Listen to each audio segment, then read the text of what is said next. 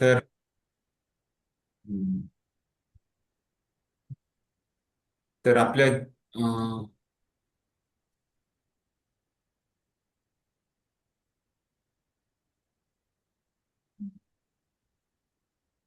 तर जीवावर कंट्रोल करणं खूप महत्वाचं आहे. त्याच्या अगोदर वाचो वेगम म्हणजे आपल्या वाणीवर संयम करणं महत्वाचं आहे. आणि पुढे आपण बघणार आहे जीवावर संयम कसं आहे. तर तर काय आपण बोलतोय हे खूप महत्वाचं आहे. लोकांना बोलण्याची खूप सवय आहे. तर त्याच्यामुळे आपण बघितलं इथे स्लाइड मध्ये पण कशा प्रकारे अं, आपण बघितलं तर काही ना काहीतरी बडबड करण्यामध्ये लोक ब्ला ब्ला म्हणजे जे काही आहेत किंवा पक्षी सकाळी उठल्यापासून हा नाहीतर खाणं कुठे मिळेल किंवा भोग कुठे मिळेल. तर काहीतरी लोकांना खूप बोलायची सवय असते. तर निरर्थक म्हणजे त्याला काही अर्थ नाहीये. खास करून पॉलिटिक्स म्हणजे एकतर राजकारण किंवा म्हणजे खेळ जे काही ट्रेनमध्ये चाललं तर लोक खूप म्हणजे काही ना काहीतरी चाललं असतं.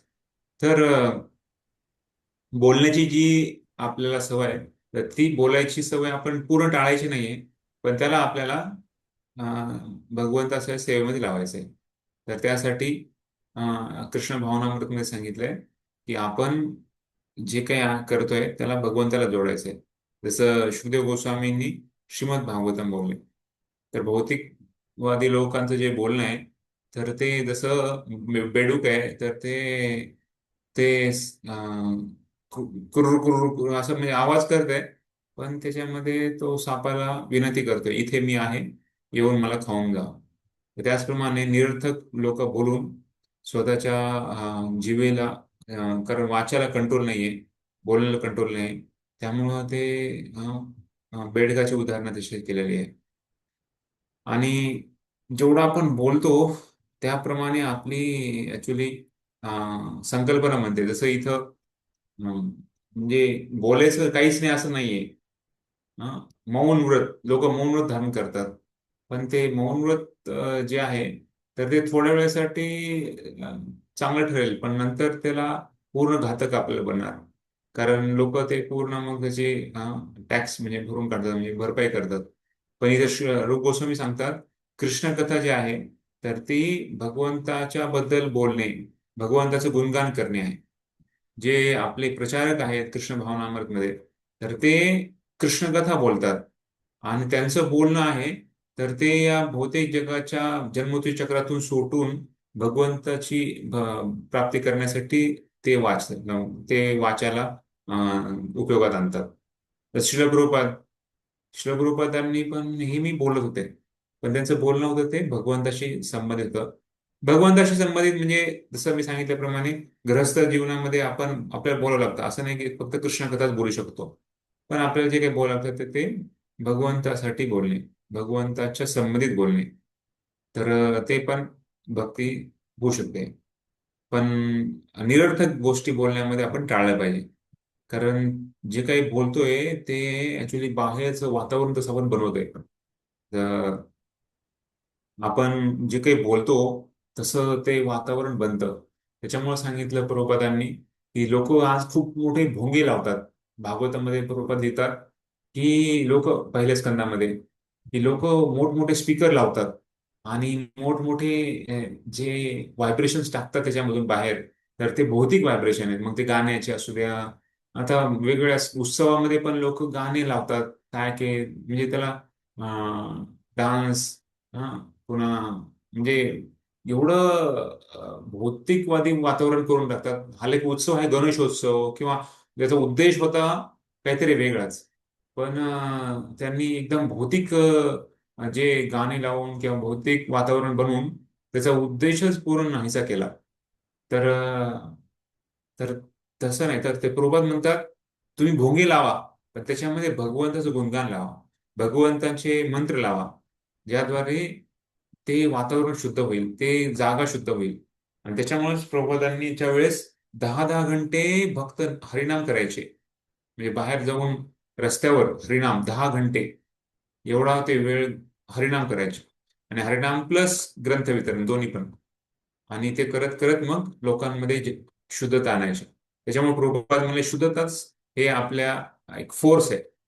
तर तो आपल्याला म्हणजे भक्तीमध्ये वाढू शकतो. तर त्यामुळं प्युरिटी इज फोर्स. जेवढं आपण शुद्ध बनू तेवढं आपल्याला भक्तीला ते पोषक आहे. त्याच्यामुळे शुद्धता खूप महत्वाची आहे. हा. तर नंतर आपण बघितलं कशा प्रकारे प्रल्हाद महाराजांचा जो हा श्लोक आहे, 7व्या स्कंदामध्ये 9व्या अध्यायामध्ये 44 श्लोक आहे. त्याच्यामध्ये सांगतात प्रल्हाद महाराज, मौनम चरंती विजनेन परार्थनिष्ठा प्रायेण देव मुनया सौमित्तु कामा. सहसा बघितलं जातं की जे लोक आहेत तर ते सगळे स्वार्थी असतात. स्वतःच्या मोक्षासाठीच ते कामना करतात. मुनी मुनी असतात, साधू मुनी, ते जंगलात जाऊन तपश्चर्या करतात आणि ते मौन व्रत धारण करतात. पण ते मौन व्रत धारण करतात, पण त्यांना दुसऱ्या लोकांबद्दल काही चिंता नाहीये. पण मग लोक मोठमोठ्या शहरामध्ये, हा, मोठमोठ्या मोठ्या गावामध्ये वगैरे आपण बघतो, तर लोक भौतिक जगामध्ये रत आहेत ते. तर त्यांना त्यांचं काही त्यांना देणं घेणं नाहीये. तर मग पण साधू मुनी किंवा मौन मौन व्रत धारण करून ते लोक हिमालयात जाऊन तपश्चर्या करतात किंवा जंगलात जाऊन तपश्चर्या करतात, मौन व्रत धारण करतात. पण मी असं तसा नाही म्हणे. प्रल्हाद महाराज म्हणतात, मला ह्या लोकांचा उद्धार करण्यामध्ये मला खूप इच्छा आहे. आणि त्यांना, कारण हे मूर्ख आहेत आणि धूर्त आहेत, आणि त्यांना जोपर्यंत कृष्ण भावना मिळत मिळत नाहीये, ते जोपर्यंत भगवंताच्या चरणाशी आसक्त होत नाहीये, तोपर्यंत मी पण, मला पण ते खुश होणार नाही. आणि स्वतः दुसरं कोणीच खुश होऊ शकत नाही. जोपर्यंत कृष्ण भावना कोणी पालन करत नाही तोपर्यंत जगात खुशी होणे अशक्य आहे. त्याच्यामुळं या सगळ्या लोकांना भगवंताच्या चरणकमलाशी आश्रय मिळवणं हा माझा उद्देश आहे, असं प्रल्हाद महाराज सांगतात. त्यानंतर पुन्हा हा श्लोक पण बघितला आपण कशा प्रकारे, न यद वचश्चित्र पदम हरेरेशो जगत पवित्रम प्रगणित करेचित तद्वायसम तीर्थ उशंती मानसा न यत्र हंसा निरमत्यो शिक्ष. तर त्याच्यामध्ये हा पहिल्या स्कंदामध्ये 5व्या अध्यायामध्ये 10वा श्लोक आहे. ह्याच्यामध्ये पण सांगितलंय कशा प्रकारे जे राजहंस पक्षी असतात, तर ते एकदम निर्मळ पाणी, कमळ असतं ते, त्या त्या ठिकाणी ते रमण करतात. तिथे ते त्यांना आनंद वाटतो. आणि मात्र जे कावळा आहे किंवा जे बाकी काही पक्षी आहेत, तर त्यांना मात्र किती चांगलं द्या, पण ते एकदम जिथं कचरा आहे, जिथं म्हणजे एकदम कुजलेली काही कुजलेली काही गोष्टी, तिथे जाऊन ते रमण करतात. तर चांगलं सगळीकडे बाग चांगली असेल, पण जे खराब जिथं काय आहे तिथे जाऊन ते कचऱ्यामध्ये जाऊन हे करतात.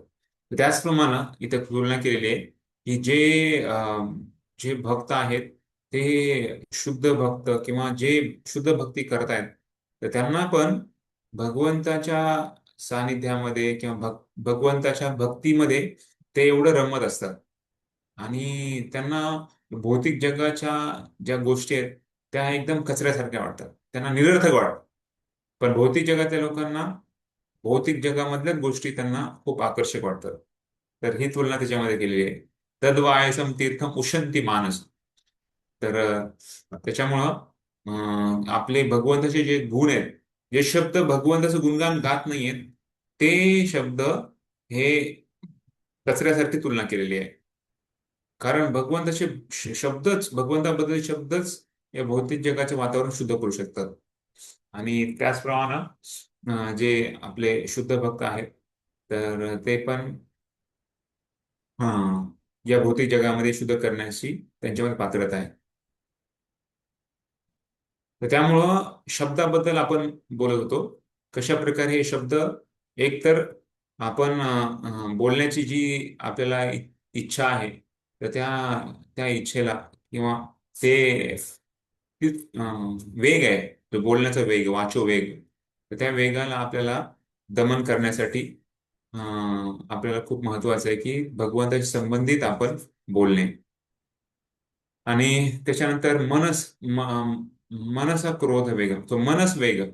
तर मनाबद्दल पण आपण नंतर बघितलं कशा प्रकारे मनाचा वेग दमन करण्यासाठी.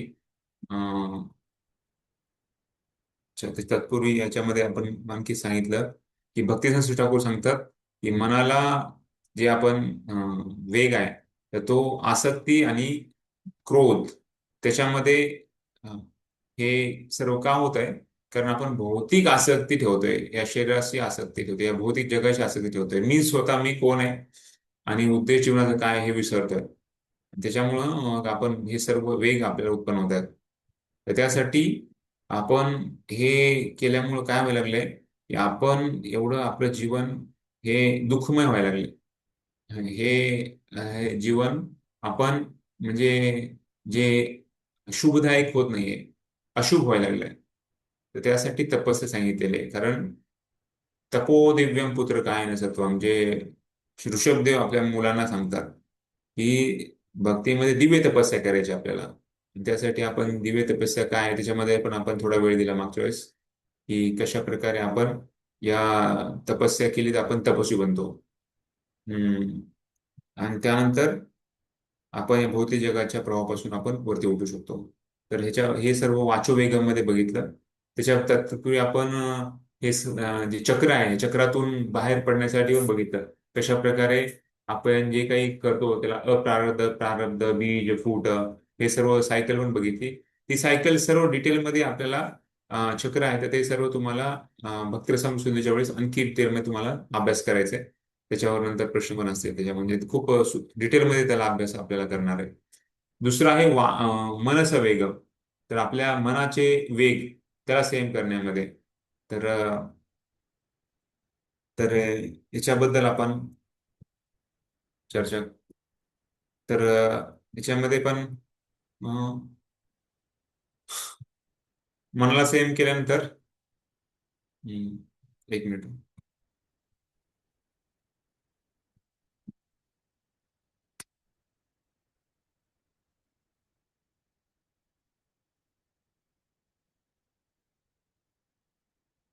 हम्म.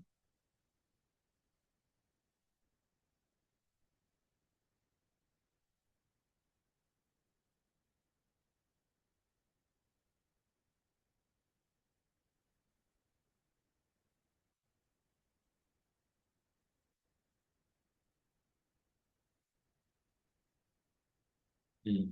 तर मनाच्या संयमामध्ये आपण वाचलं पण.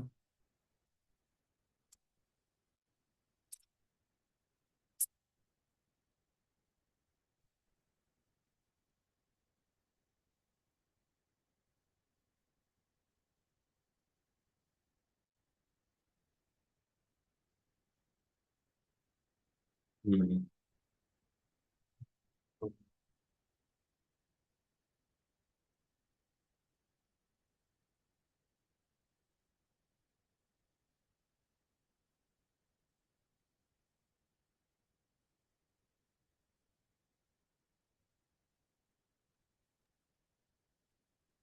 हा प्रभूजी, एकदा तात्पर्यामध्ये ते दुसरा हे जे वस्तू असता का, मी तो मराठी खोलतो तोपर्यंत उघडतोय. जे त्याच्यामध्ये ते कृष्ण सूर्य सम माया वंदकार, तो जो हे आहे ना, श्लोक आहे तिथे त्याच्यामध्ये. वाचायचं. हा. जे जे बरोबर. मनुष्य जेव्हा श्रीकृष्णांच्या चरणकमलावर आपले मन स्थिर करू शकतो, तेव्हा हा. मनोवेग अर्थात मनाची चंचलता किंवा अस्वस्थता नियंत्रित होते. चैतन्य चरितामृतात मध्य लीला 22.31 म्हटले आहे की कृष्ण कृष्ण सूर्य सम माया हय अंधकार, यहा कृष्ण तहा नाही माया र अधिकार. कृष्ण सूर्य समान आहेत आणि माया अंधकाराप्रमाणे आहे. ज्याप्रमाणे सूर्याच्या उपस्थितीत अंधकाराचा प्रश्नच उद्भवत नाही, त्याचप्रमाणे मनात जर श्रीकृष्णांची उपस्थिती असेल तर मायेच्या प्रभावामुळे मन प्रक्षुब्ध होण्याचा प्रश्नच नसतो. सर्व भौतिक विचारांकडे दुर्लक्ष करण्याची योग्य पद्धती ही सहाय्यकारक ठरू शकत नाही. मनात शून्यत्व निर्माण करण्याचा प्रयत्न कृत्रिम आहे. मन शून्य स्थितीत राहू शकत नाही.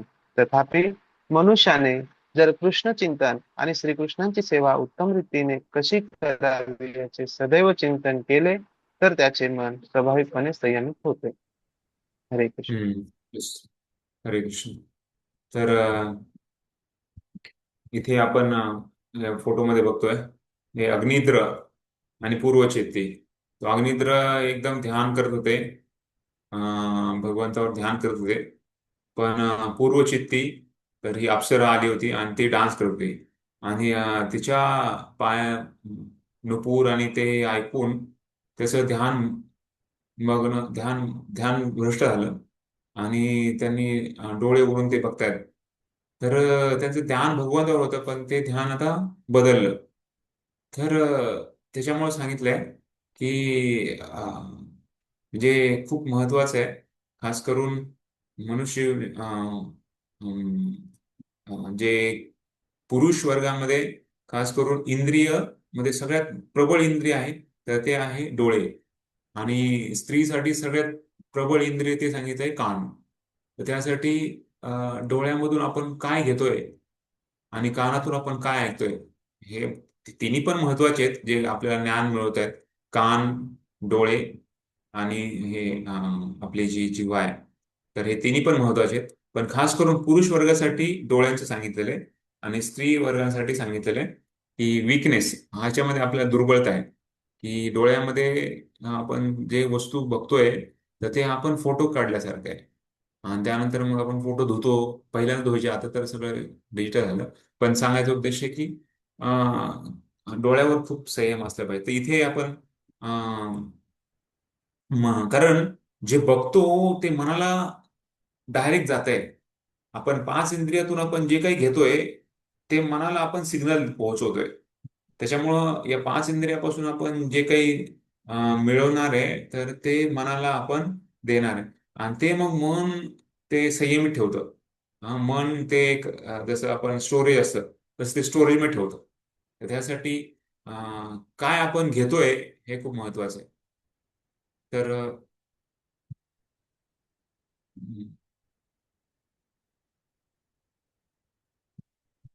तर जर आपल्याला भगवंताच्या इथं सांगितलंय की जेवढं आपण भगवंताबद्दल चिंतन करतो आणि भगवंताच्या सेवेबद्दल चिंतन करतो, ते सगळ्यात सोपं साधन आहे मनाला संयम करण्यासाठी.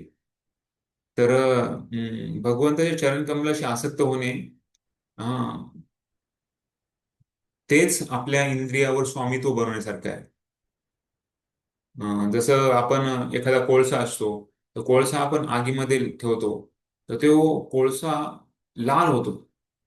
अं, तर त्याचप्रमाणे समजा कोळसा आगीमध्ये ठेवलाय, एखादा कोळसा बाहेर येतो उडून. एक छोटासा कोळसा असतो, तो बाहेर उडून येतो. तर बाहेरून आल्यावर तो थोडा वेळ लाल राहतो, पण लगेच तो काळा जातो. तर त्याचप्रमाणे जेवढं आपण भक्तीमध्ये आहे, तर ते लाल कोळशासारखं आहे. पण जेव्हा आपण भक्तीतून बाहेर येतो, तर तेव्हा आपल्याला ते जे कारण आगीतून बाहेर आल्यानंतर त्याचा जो कॉन्टॅक्ट होता, जो संबंध होता त्या आगीशी, तो निघून गेलेला आहे. आणि त्यामुळं मग तो थोड्याच वेळामध्ये तो नॉर्मल होऊन जातो. तो म्हणजे त्याला काही त्याच्यामध्ये ते तेज राहत नाही. तर त्याचप्रमाणे भक्तीमध्ये आपण जेवढं आहोत, भक्तांच्या संगतीमध्ये, भक्तीमध्ये, तेवढं आपण भगवंताशी सानिध्य आहे. मायाचा प्रभाव आपल्याला तो कमी लागणार. पण आपण जेव्हा जेवढं त्यासाठी आपल्याला येन केन प्रकारेण मन कृष्ण निवेश आहेत. येन केन प्रकारेण कसं ना कसं तरी आपल्याला मनाला भगवंताशी जोडायचं आहे. आणि त्यासाठी सोपा उपाय जसं सांगितलंय, हरिनामाचा जप. काही काही भक्त नेहमी भगवंताचं गुणगान गाण्यामध्ये मग्न असतात, मुखातून नाव. नाहीतर कुणी नेहमी ऐकण्यामध्ये मग्न असतात, काही ना काहीतरी चालू. बरेच ग्रह सांगतात की ते नेहमी कंटिन्युअस प्रभातांचं कीर्तन चालू असते घरामध्ये, किंवा इव्हन प्रभुपादांचं प्रवचन किंवा गुरु महाराजांचं प्रवचन ते ऐकत असतात. इव्हन बाथरूम मध्ये असताना, किंवा स्वयंपाक करत असताना, किंवा म्हणजे असे काही नेहमी काही ना काहीतरी इनपुट, म्हणजे जे भगवंताच्या संबंधित काही ना काहीतरी आपल्यासाठी जे आपल्याला कसं ना कसं तरी भगवंताच्या ह्याच्यामध्ये ठेवेल, स्मरणामध्ये ठेवेल. तर तर ते ते जे आहे ते आपल्याला कोळशाचं आगीशी संबंध असल्यासारखं आहे. तर त्यामुळं हे खूप महत्वाचं आहे आपल्या मनावर संयम ठेवण्यासाठी. आणि हे सोप्यात सोपा उपाय सांगितला आहे शास्त्रामध्ये. नाहीतर भौतिक जगामध्ये एवढे विषय आहेत ते ऐकण्यासाठी, बोलण्यासाठी, तर त्याला काही कमीच नाहीये. तर त्यामुळं यासाठी आपल्याला खूप महत्वाचं आहे. तर 11व्या स्कंदामध्ये 28वा अध्यायामध्ये दुसरा श्लोक आहे. तर त्याच्यामध्ये सांगितलंय, श्रीमद भागवत 11:28-2. एक मिनिट, मी ते ओपन करतोय. 11:28-2.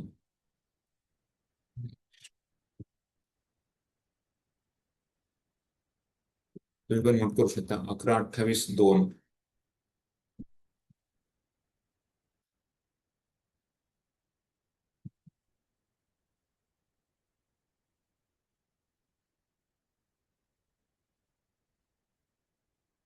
हा, सर्वांनी माझ्या मागे बोलायचा प्रयत्न करा. परस्वभाव कर्माणी परस्वभावकर्माणि यः प्रशंसति निंदति यः यः प्रशंसति प्रशसन्ति निन्दति निन्दति स आशु भ्रश्यते स्वार्थात् स अश्रु आशु दृश्यते भ्रशति स्वार्थात् स्वार्थात् असत्य अभिनिवेशतः. सत्य असत्य अभिनिवेशतः. अभिनिवेशतः. तर याच्यामध्ये सांगितलंय मला की हा श्लोक तर तो वाचो वेगमसाठी दिला होता, पण तरी पण एक महत्वाचा श्लोक आहे, त्यामुळे पुन्हा एकदा घेतला मी. तर याच्यामध्ये सांगितलंय, जे लोक दुसऱ्यांचं गुणगान किंवा लोकांचं दुसऱ्यांना दोष बघण्यामध्ये, दुसऱ्यांना कमी लेखण्यामध्ये अशा प्रकारे नेहमी असतात, तर अशा प्रकारचे ते दुर्गुण ठेवतात. आणि त्यांचं अशा प्रकारचं हे वागणूक, ते काय होईल की त्यांना या भौतिक जगामधल्या या द्वंद्वमध्येच ते भरकट राहणार.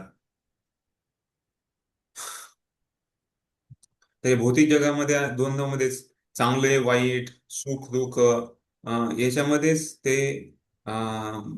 लागलेले असतात.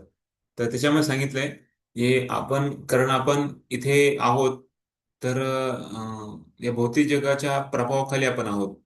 आणि त्यामुळं जो दुसऱ्यांचे भौतिक जगामध्ये असताना प्रत्येकाला वाटतं की मी सगळ्यात मोठा आहे, माझं सगळ्यांनी ऐकलं. तर त्यामुळं स्वतः कोण श्रेष्ठ आहे, जो दुसऱ्यांना कमी लेखतो, दुसऱ्यांना म्हणतो की दुसऱ्यावर वर्चस्व माझं आहे, मीच सगळ्यामध्ये श्रेष्ठ आहे.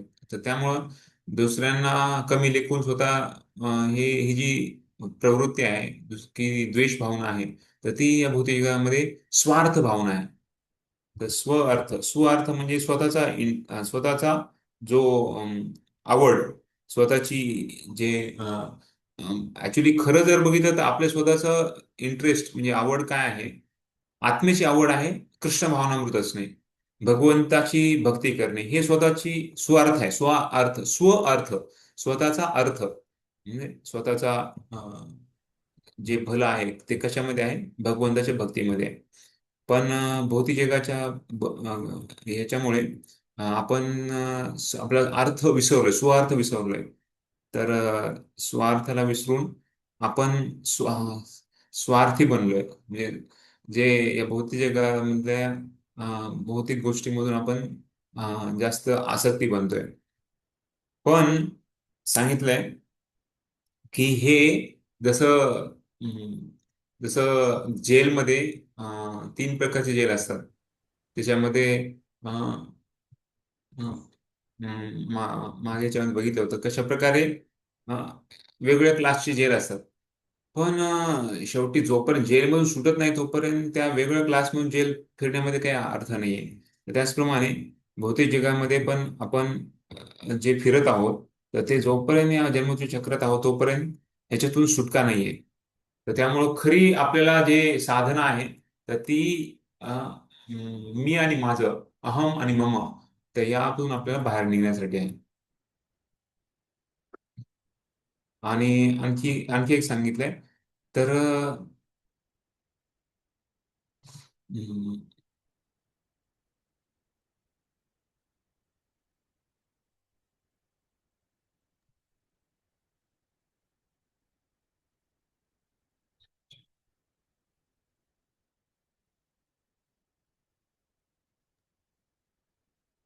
हम्म. तर मनाला सेम ठेवण्यामध्ये रूपात लिहितात की आपण जेवढं आपण भगवंताचे संबंधित आपण जे कार्य करतोय, तर ते मनाला सेम ठेवण्यामध्ये आपल्याला मदत करणार आहे. कारण मनाचा स्वभाव आहे की सारखं चंचलम. त्याच्यामुळं गीतेमध्ये पण अर्जुन सांगतात, चंचलमी मन कृष्णा प्रमाती बलवत दृढम. माझं मन वाऱ्याच्या दुप्पट वेगाने वाहतं, त्याला मी कसं सेम करू? तर त्यामुळं भगवंताने सांगितलं, अभ्यास. अभ्यास तू अभ्यास कर. आणि खास करून तू जेवढं आपण भक्तिमय वातावरण ठेवू, तेवढं आपल्याला ते मनाला सेम ठेवण्यामध्ये कामाला येणार आहे. तर हम्म, हम्म, जेवढं आपण मनामध्ये जसं मनामध्ये काहीच नाहीये ना, तर ते स्वाभाविक आपल्या या योग्य नाहीये. ते अनावश्यक इच्छेसाठी तो, त्यामुळं मला नेहमी बिझी ठेवलं पाहिजे. जसं ते अलाउद्दीनचा जीन म्हणतो ना आपण, ते जीनचं, अरे कृष्ण. तर जीनचा कंडिशन त्याने ठेवली होती, तुला अलाउद्दीन जीन मिळेल, पण त्या जीनला तू नेहमी काही ना काहीतरी बोलायचंय. तो काही ना काहीतरी त्यांनी क्रिया करत राहायला पाहिजे. जर त्याला काही ना काही काहीच करायला नाही, तर तो तुला खाऊन टाकेल. त्यामुळे त्याला,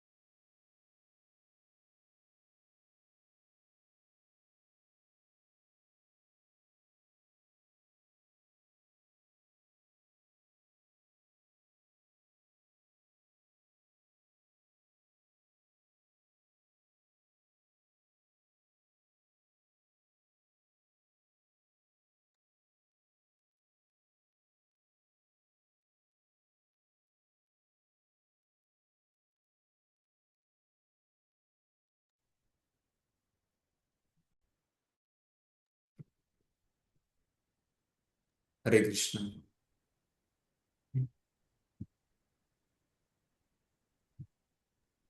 प्रभूजींचा आवाज येत नाहीये प्रभूजी. हरे कृष्ण, हरे कृष्ण. हा, हरे येतोय येतोय कृष्णा. आता. हो. हा.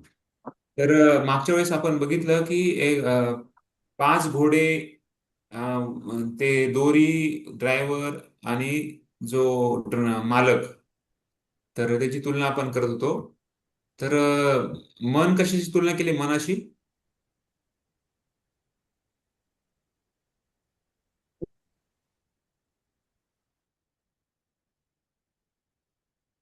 लगाम. लगाम. लगाम. रस्सी लगाम. रस्सी, दोरी.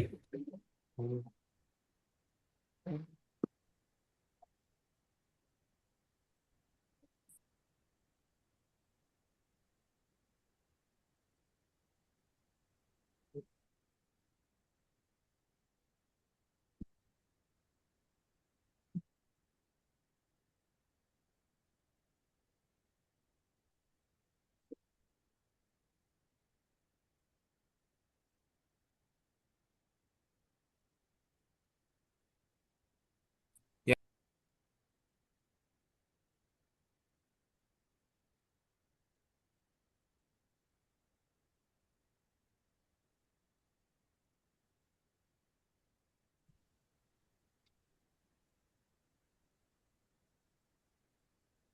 तर इथे आपण बघतोय फोटोमध्ये कसं भक्त भगवंताच्या कीर्तनामध्ये नाचतायत, माताजी प्रभूजी लोक भगवंताच्या कीर्तनामध्ये गातायत.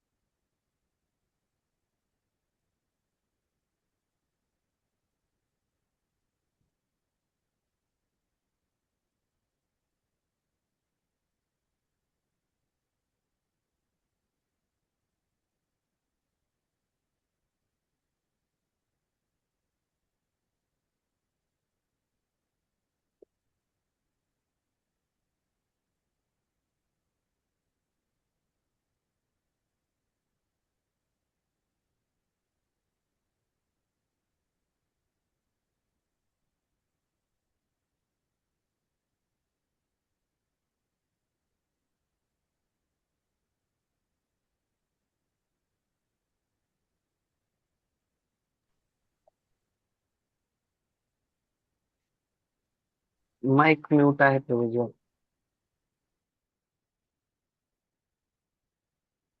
हरे कृष्णा प्रभूजी, आवाज येतोय का? नाही, कॉल चाललाय त्यांचा, एक कॉल एक मिनिट, चाललाय. ऍक्च्युली ते नेटवर्क साठी मी विचारतोय त्यांना, कारण ते नेटवर्कचा इश्यू यायला लागलाय सारखं, तर त्यांना विचारतोय मी. एक मिनिट.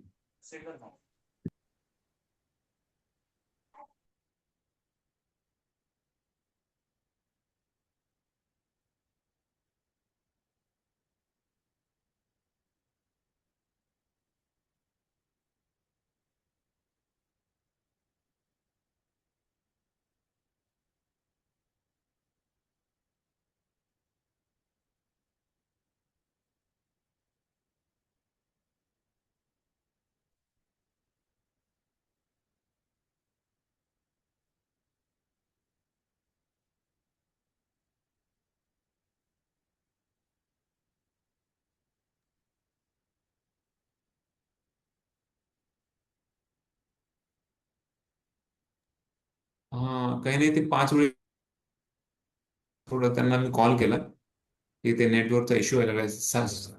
चालू झाल्यापासून झालं होतं ते. ते येऊन बघतायत. ठीक आहे, नाही पण चालू करतो.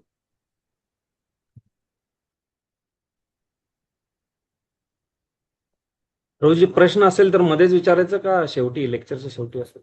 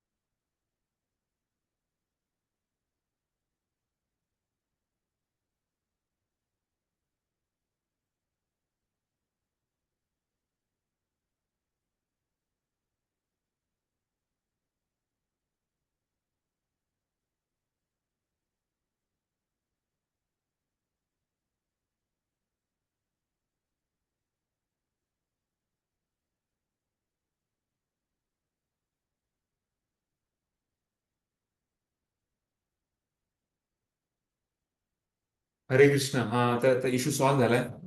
आणि सॉरी, आज थोडंसं बरंच याच्यामध्ये हे गेलं. हा, येस प्रोजी. प्रोजी, ते शेअरिंगचं ऑप्शन द्या.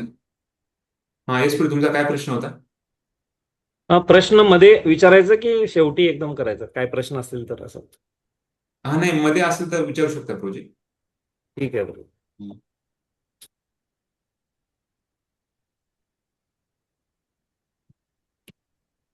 तुझी होस्ट बनत आहे का? हा.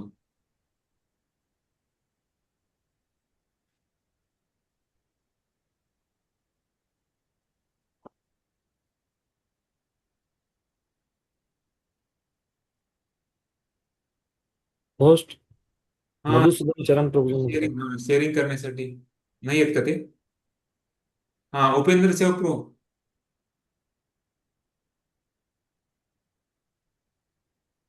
काय आलं?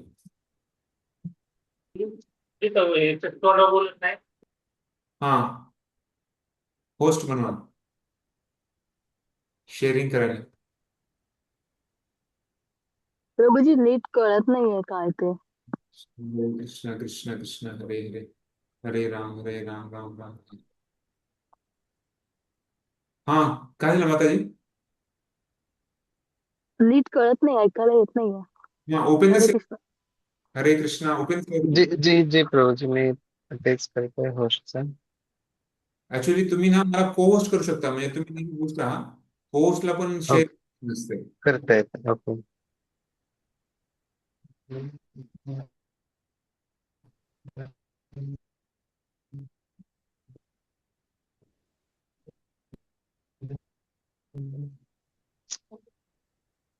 ठीक आहे, तोपर्यंत एक रिव्हिजन मी जस्ट विचारतो.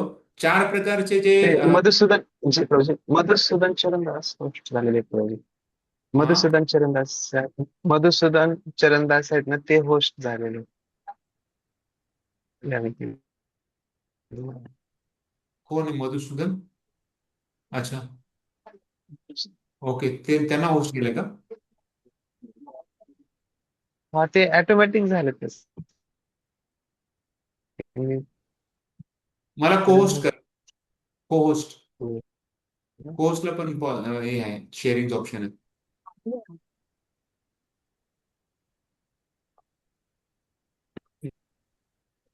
हरे कृष्ण. हरे कृष्णा. मधुसूदन मग चरण प्रभूजी.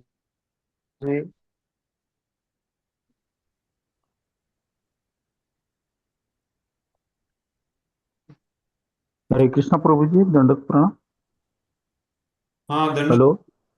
हा प्रभूजींना ना होस्ट होस्ट करायचं आहे तुमच्याकडे. होस्टिंगचा सक्सेस आले.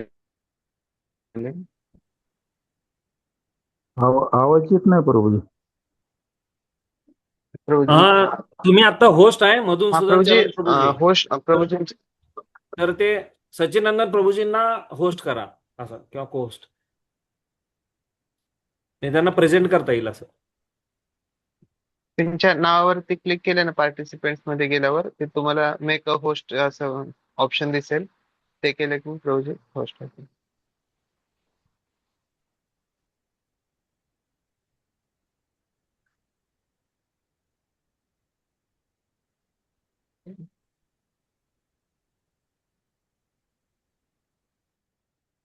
झालं का प्रभुजी? हा, नाही ना, नाही नाही. उफ. नाही, नाही.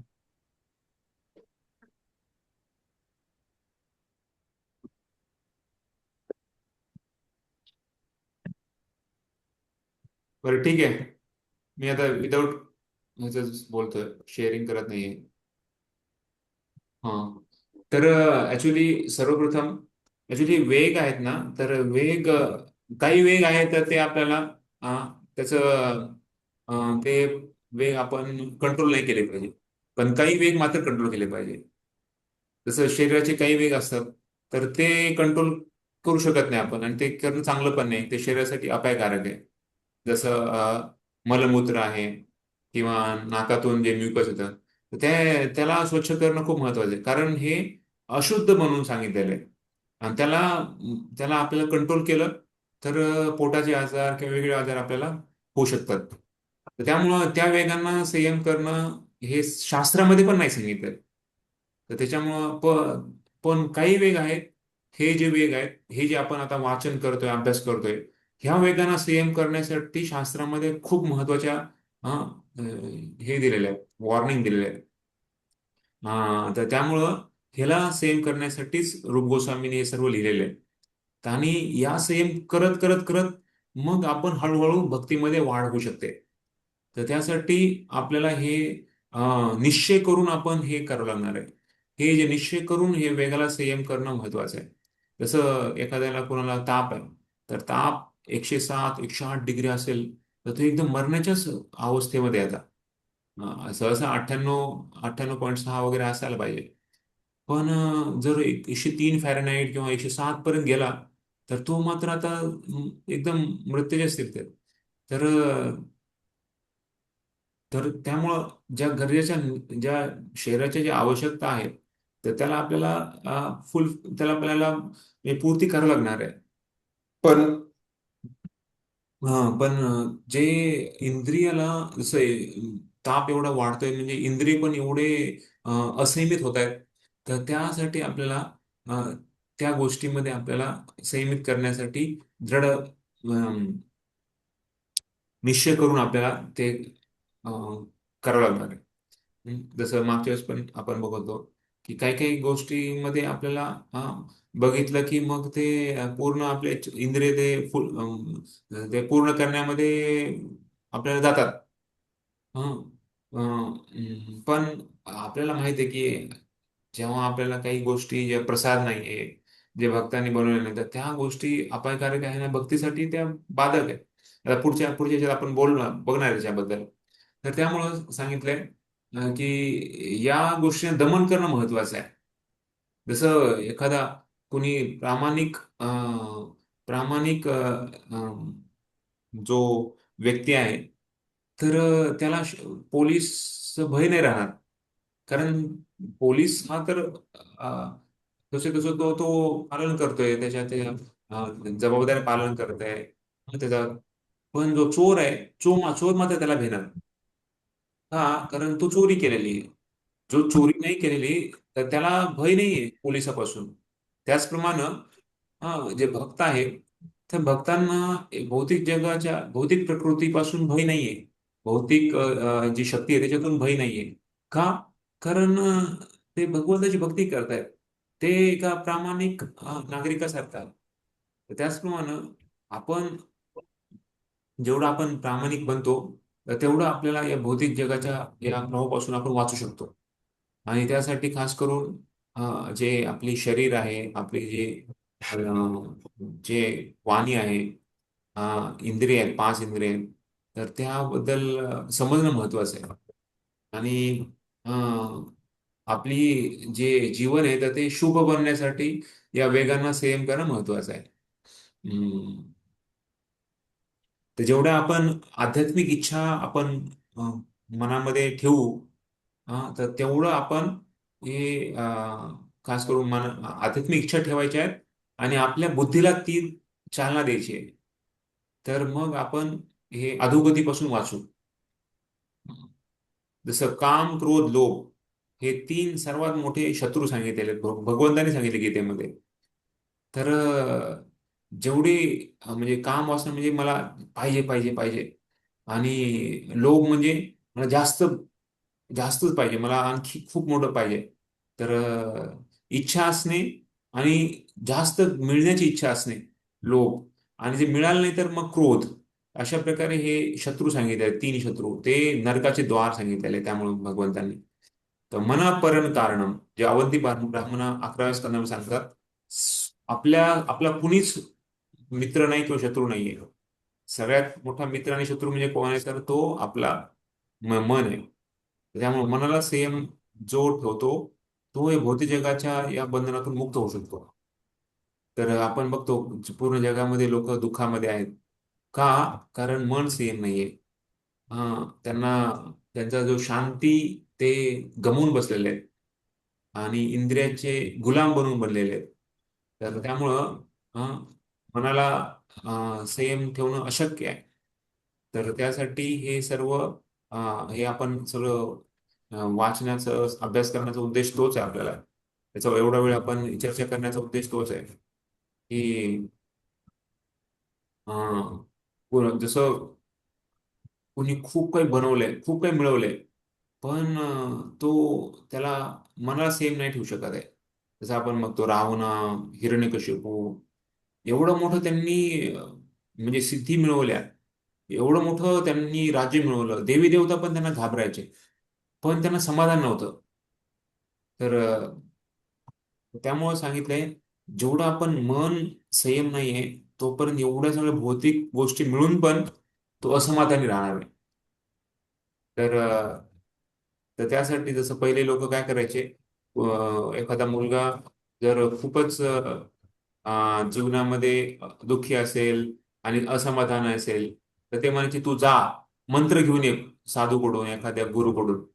तर त्या मंत्राद्वारे तरी तुला शांती मिळेल, मंत्राद्वारे तरी तुला जीवनामध्ये काहीतरी चांगले करण्याची तुला बुद्धी मिळेल. कारण मंत्रामध्ये एवढी शक्ती आहे की जे आपले वाईट दुर्गुण आहेत ते निघून जाण्याची शक्ती आहे. तर त्यामुळं त्याचप्रमाणे मनस्त्रायती इति मंत्र, जेवढा आपण मंत्राचा सहारा घेऊ तेवढं आपण या मनाला काबू करण्यामध्ये पण समर्थ होऊ. तर कशा प्रकारे आपण मनाला भगवंताबद्दलच विचार देणे, तर जसं जसं म्हणजे आपण बघतो की कुणी कुणाला म्हणजे अं, एखाद्याला असं कंपनीमध्ये पण मी बघितलं की काही काही लोक खूप काबाड कष्ट करायचे. जेव्हा मी जॉब करायचो तेव्हा शनिवार रविवार पण ते जॉब करायचे, आणि शनिवार रविवारी पण एवढा जॉब करायचे की ते शनिवार रविवारी सुट्टी असायची सॉफ्टवेअर कंपन्यामध्ये, पण तरी पण त्यांनी जॉब करायचे. का? कारण त्यांना इम्प्रेस करायचं होतं त्यांच्या मॅनेजरला आमच्या.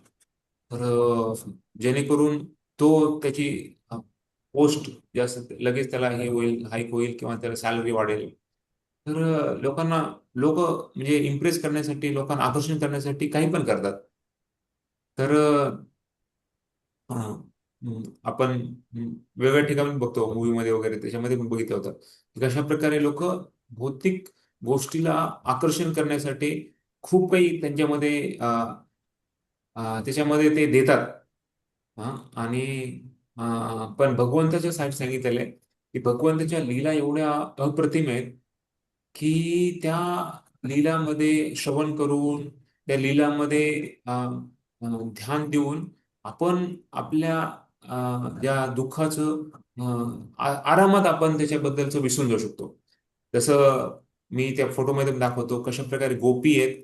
तर जेव्हा उद्धव गेले होते वृंदावनला, तर त्यावेळी त्यांनी जेव्हा बघितलं, अरे गोपीज आहेत, ते गोपीज तर काय करतायत की भगवंताच्या लीलांचं प्रकटीकरण करतायत. भगवंतांनी जसं कालियाच्या नागावर जसं 100 जे जे हे होते फणे, त्याच्यावर तो नाचत होते भगवान कृष्ण.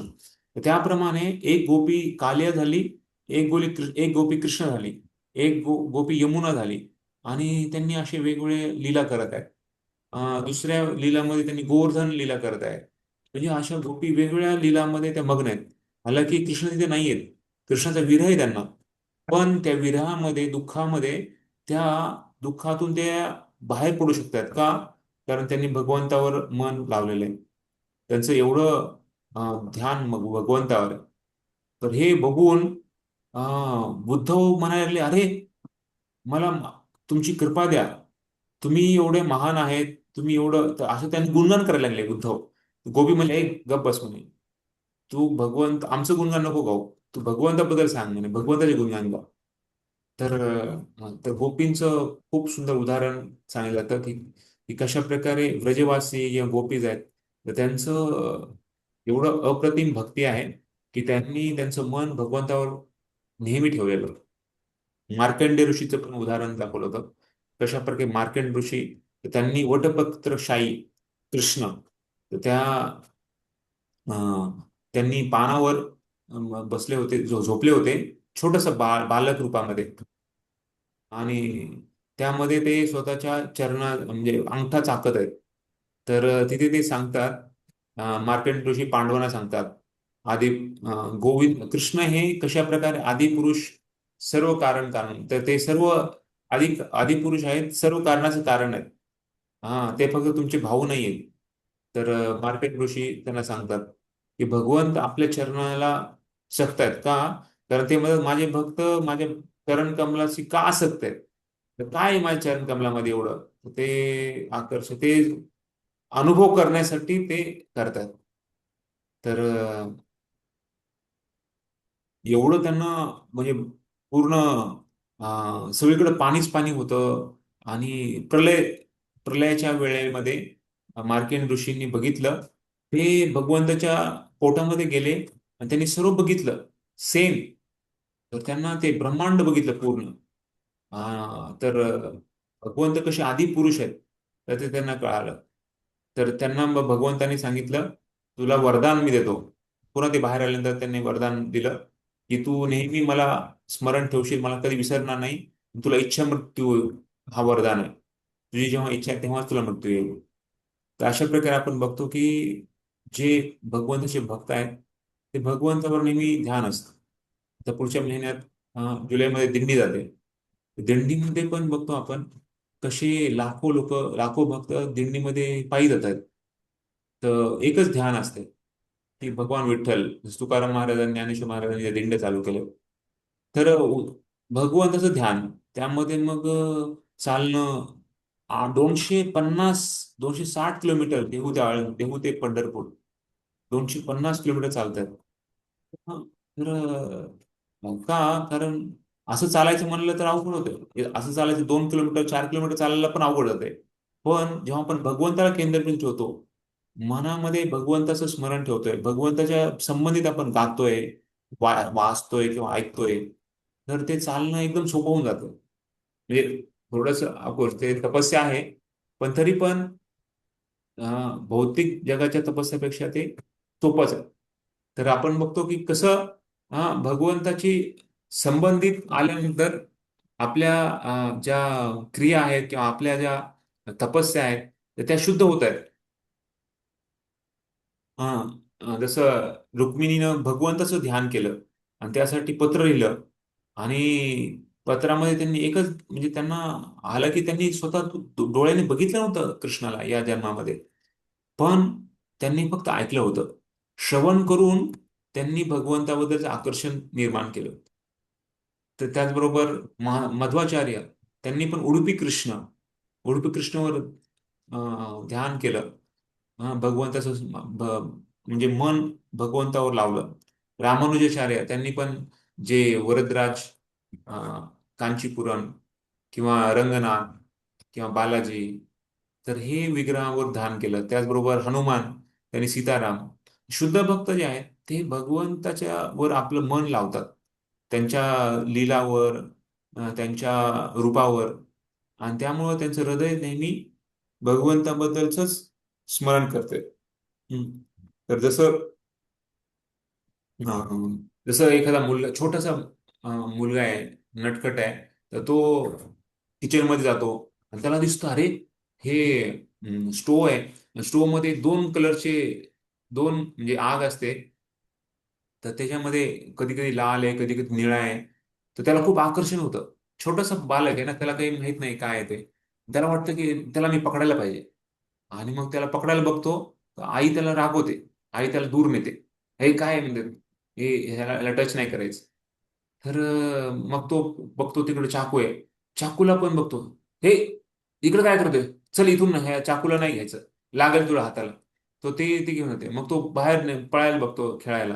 हे बाहेर नको जाऊ. तर मग तो म्हणतो सारखं, अरे मी हे करतोय ते करतोय, सगळ्याला नाही नाही नाही नाहीच म्हणते, ऐका माझ्यावर, मला एवढं काम म्हणते ती. तर ऍक्च्युली आईला माहिती आहे की काय चांगलं आहे आणि काय वाईट आहे. त्याचप्रमाणे मन आपल्याला इकडे तिकडे धावते. हं? या गोष्टी कर, हे कर, ते कर. पण ऍक्च्युली जे साधक आहेत, ते प्रामाणिक साधक आहेत, ते मनाला संयम ठेवतात. ज्याप्रमाणे त्या छोट्या मुलाला आई संयम ठेवते. कारण ते घातक आहे. जे आपल्या साधनेला घातक आहे, तर त्या गोष्टीपासून आपण नेहमी सावधान राहिलं पाहिजे. साधू सावधान. आणि साधू सगळेच आहेत. जे भक्ती करतायत, जे साधक आहेत, ते सगळे साधू आहेत. मग कोणी गृहस्थ आश्रमामध्ये असेल किंवा कोणी बाकी दुसऱ्या आश्रमामध्ये असेल, तर सगळे साधू आहेत. का? कारण आपण साधना करत आहे. आपण भगवंताची साधना करत आहोत. तर त्यामुळं सगळ्यांना साधू बोललेलं आहे. तर त्यामुळं आपण नेहमी मनाला चांगल्या गोष्टी दिल्या पाहिजे, ज्या आपल्या भक्तीला पोषक राहतील. हं? ज्याद्वारे आपल्याला मन मना बहुमत भक्तो मध्याजी माम नमस्कुरु मामे वशी सत्यन्ते प्रतिजने प्रियोसी मे. तर मनाला अशा गोष्टी द्या ज्याद्वारे मन भगवंताकडे आकर्षित भगवंत संबंधित आपल्याला राहील. तर अशा प्रकारे आपण मनाला संयम ठेवणं हे खूप महत्वाचं आहे. आणि यानंतर आपण मग आता तिसरा जो वेग आहे तर त्यामध्ये क्रोध वेग. तर क्रोध वेग प्रभूजी जरा मनाचंच विचारायचं होतं. हा येस बोला ना प्रभू. हा, तर आता आपण म्हणतो की म्हणजे मनाला फोकस केलं पाहिजे जसं साधकाने. पण आता प्रॅक्टिकली कसं होतं ऍक्च्युली, आता आपण इथं 2 तास क्लास आहे म्हणून आहे म्हणून बसतो पण ऐकतो पण, म्हणजे संघ असाल तर ते होऊ शकतं. आता मी एकटा आहे आणि माझ्याकडे 1 तास आहे, तर मला अशी इच्छा होत नाही की बाबा चला चांगलं लेक्चर बघू एखादं. तर अदर दॅन स्पिरिच्युअल गोष्टी बघत राहतो आपण युट्यूबला. तर माहिती आहे पण प्रॅक्टिकली आपण ते म्हणजे प्रॅक्टिकली ते होत नाही ऍक्च्युअली तसं. तर मग त्या बाबतीत आपल्याला अजून काय केलं पाहिजे, असं आपण म्हणतो माइंड फोकस केलं पाहिजे असं प्रॅक्टिकली. हम्म. तर ऍक्च्युली म्हणजे बऱ्याच गोष्टी आपल्याला माहीत असतात पण ते करण्यामध्ये शक्ती एवढी राहत नाही नेहमी. आपल्याला चांगलं आहे काय चांगल्या गोष्टी आहे काय वाईट गोष्टी आहे आपल्याला माहिती आहे. पण ते करण्याची जी शक्ती आहे खास करून उत्साह निश्चय धैर्य तर ते राहत नाही. तर ऍक्च्युली ते का कारण संघामध्ये शक्ती आहे.